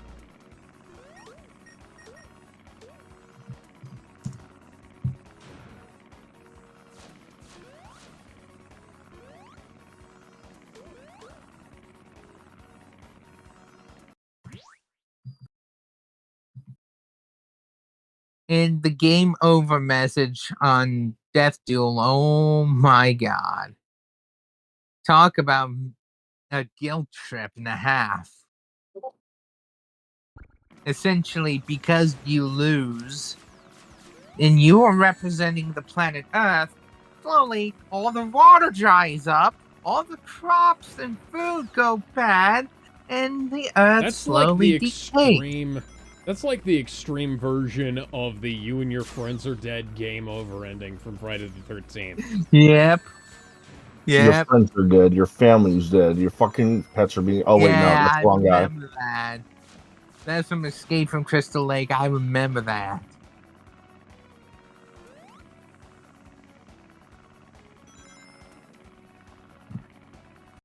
But yeah, and not only that, but before the message, the last thing you see before the message is your destroyed mech with the Grim Reaper standing over it. Although the music is a fucking banger. Okay, so Kevin just posted the Awakening Girls. I'm getting more of them because I can only post 10 images at a time. Well, 10 at a time, I'll go through them now. Probably sure not. Definitely yes. Abso-fucking-lutely. What, you don't want to have sex with yourself as a woman? No, I don't want to do that. What do you think I am, Peter Parker? Yeah. Ultimate Peter Parker, I should say. I was gonna say that requires context. Yeah, Ultimate Peter Parker. And you know he wasn't really gonna make out with his clone. Jessica Drew. Look up Ultimate Jessica Drew. Tell me you Oh. wouldn't. Maybe. Definitely not. Sure. Absolutely. Which one was absolutely?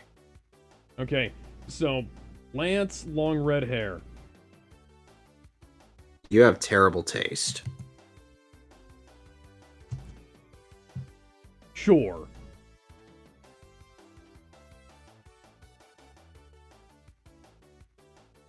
You know, just as long as she kees her ID with her, I think we'll be all right. Oof. Are we talking Noe?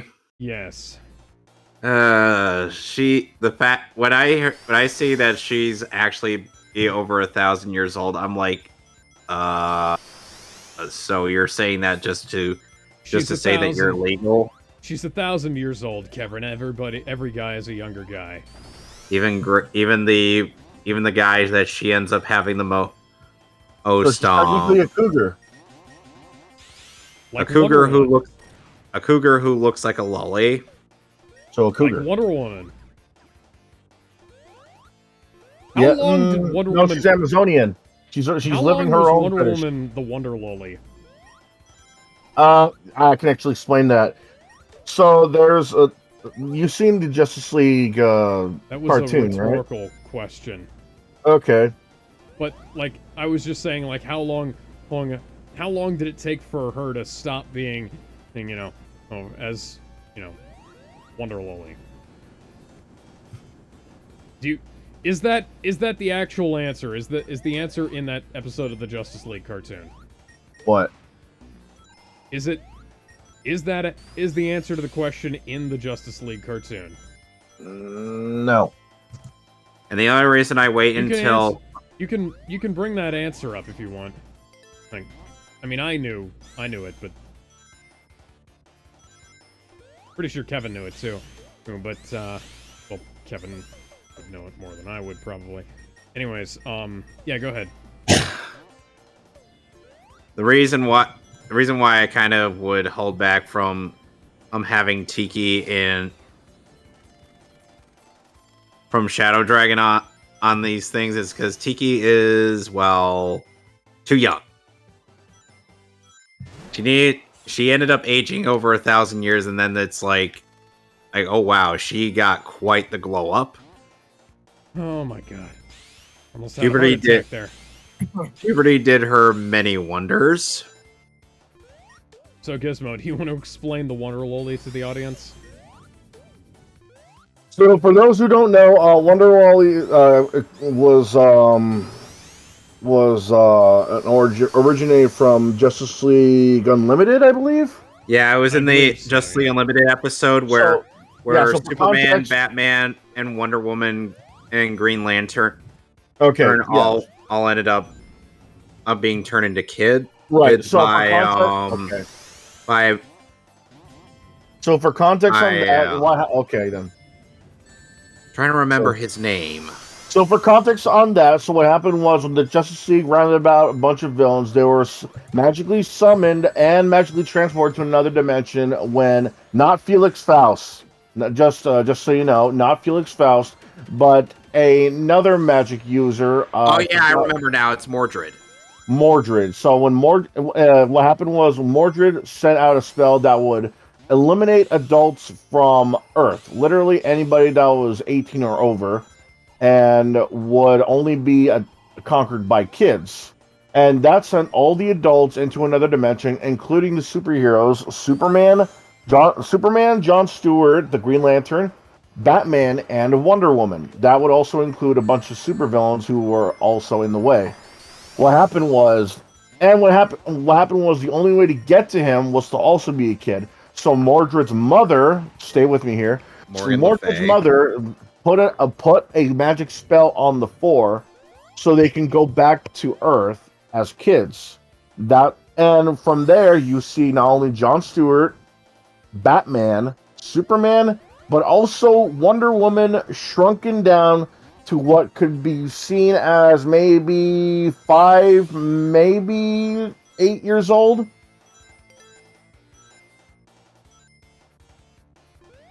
And from that, Wonder Woman was like I said, was one of them, and that's where Wonder Lolly came from because of the infamous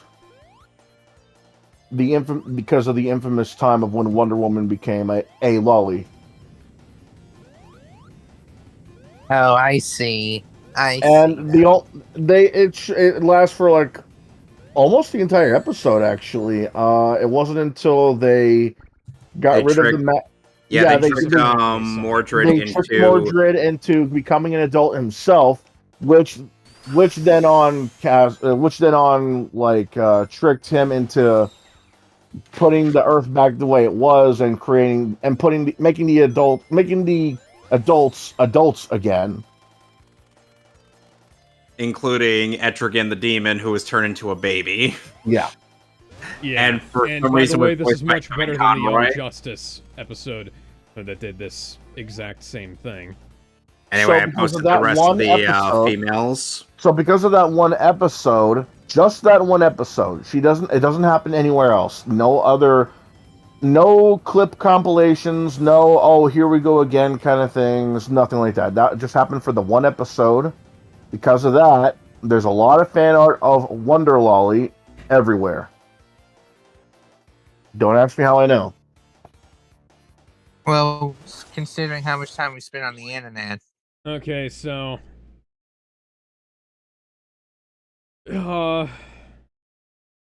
that's gonna be a maybe. Tharja? No, I was Tharja. Yeah, that's a maybe. Sure. Why not? Yeah. Okay. Wouldn't say no.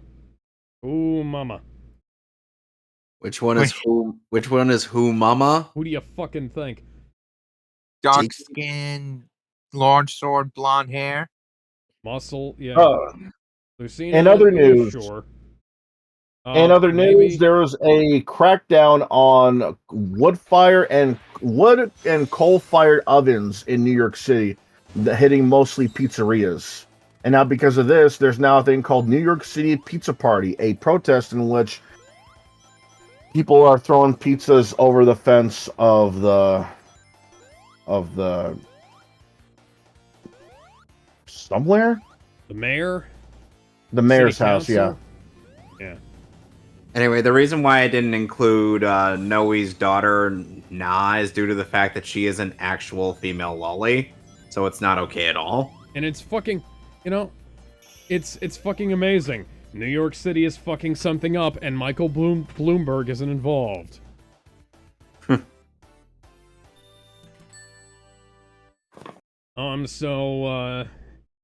Sure. Now we're back to Tharja. Maybe and fuck no. Where's the fuck no? Tharja's daughter, Noor. Yeah, You didn't even put names on them, so I don't know who's who. I did. The wilting next one. Flower of a fucking archer. Oh dear God. I did. I feel sorry so for Hey, let's them in order. Never mind then. She has the highest support. She has the fastest support with Gaius. Yeah, that guy. I feel sorry for him. The orange-haired thief. Yeah. Alright, so... The fuck? From the Awakening sets... 1, 2... Sully definitely would smash. She's a tomboy. Well, other than goths, what do you think I'm into? Tomboys? Yep.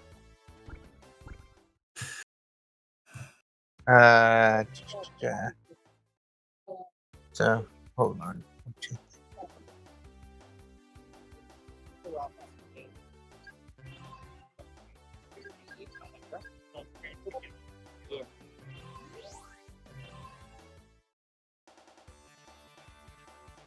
And then from the second set, definitely we'll go with the samurai babe. Sayuri? I believe so. Sayuri's the only samurai babe on here. And then, of course, Lucina. No. Her name is Lucina.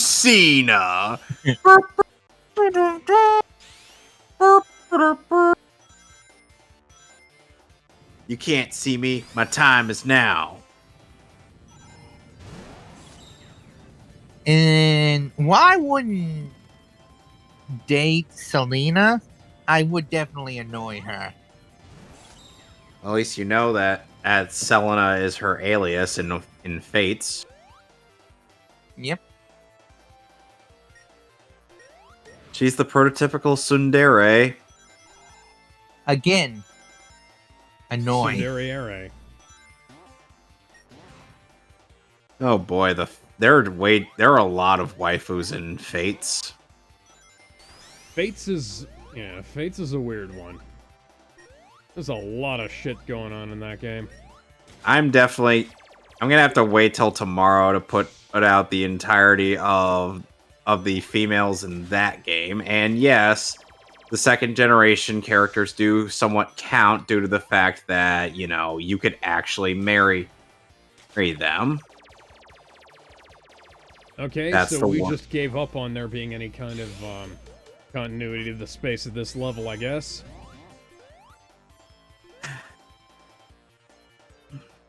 Sonic and Moonwalk. So what's been your favorite part of Sonic 4 or Episode 2 thus far? Well, the animations are much better than they were in Sonic 4 Episode 1, so that's a big plus. I think the fact that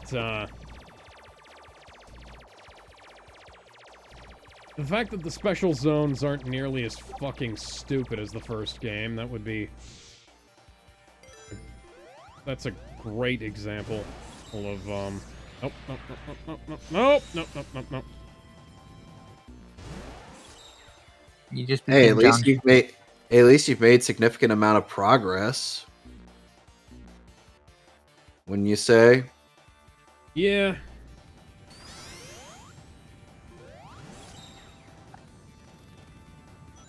Oh god, I hate it when Miltank uses milk drink. Because it's basically a Miltank's equivalent of recover. So which area are you in, Alex? The one where I'm dying. That's very non-specific. You're gonna have to... As in, which zone are you in? What level are you on? Sky Fortress. Oh, you're near the end of the game. Yeah, I'm gonna go back and grab all the Chaos Emeralds. But when I get done with this... Game over. Won't let you. I'm reminded of... When I say that, I'm reminded of the reminded of the bit from Sanity Not Included where there's this guy who will not let you do whatever. He doesn't specify on what, but he just won't let you.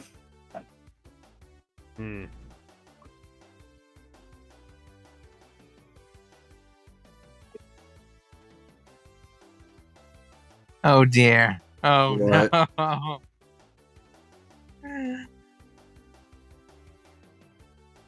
Oh no, I'm finding images. If my phone can cooperate. Finding images of what? You'll see. Oh dear lord.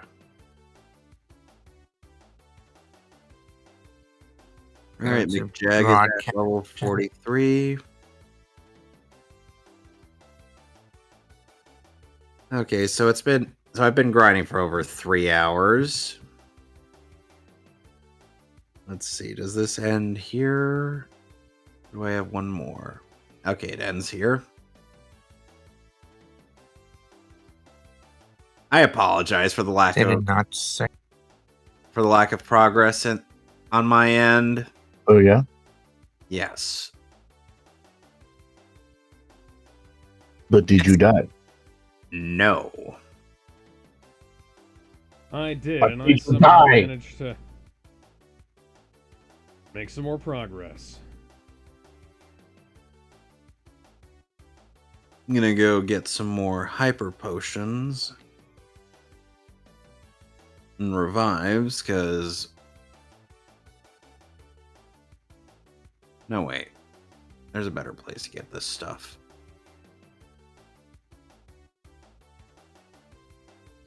Okay, I'm sending the image in broadcast chat. There you go. I'm not sure I What want the to... fuck? Sock puppets. What? Hi, Miles Edgeworth.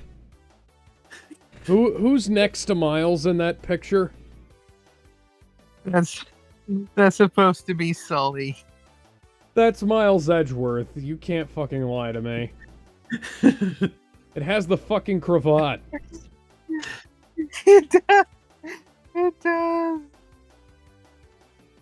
I looked at Fire Emblem Sully fan art, and that's one of the results I got.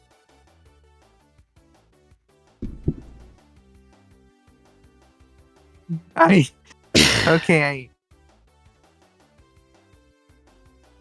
enjoy Sully's trademark toilet seat.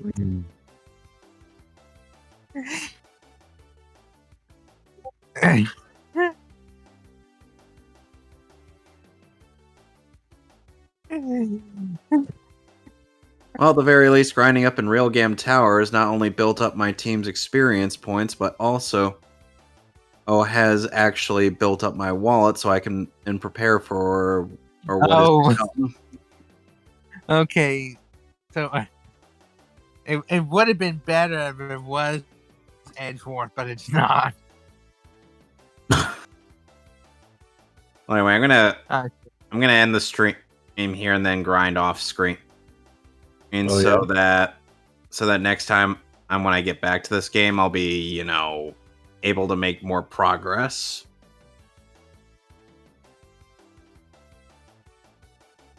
So, oh yeah. Yes. Anywho, let me just save. No.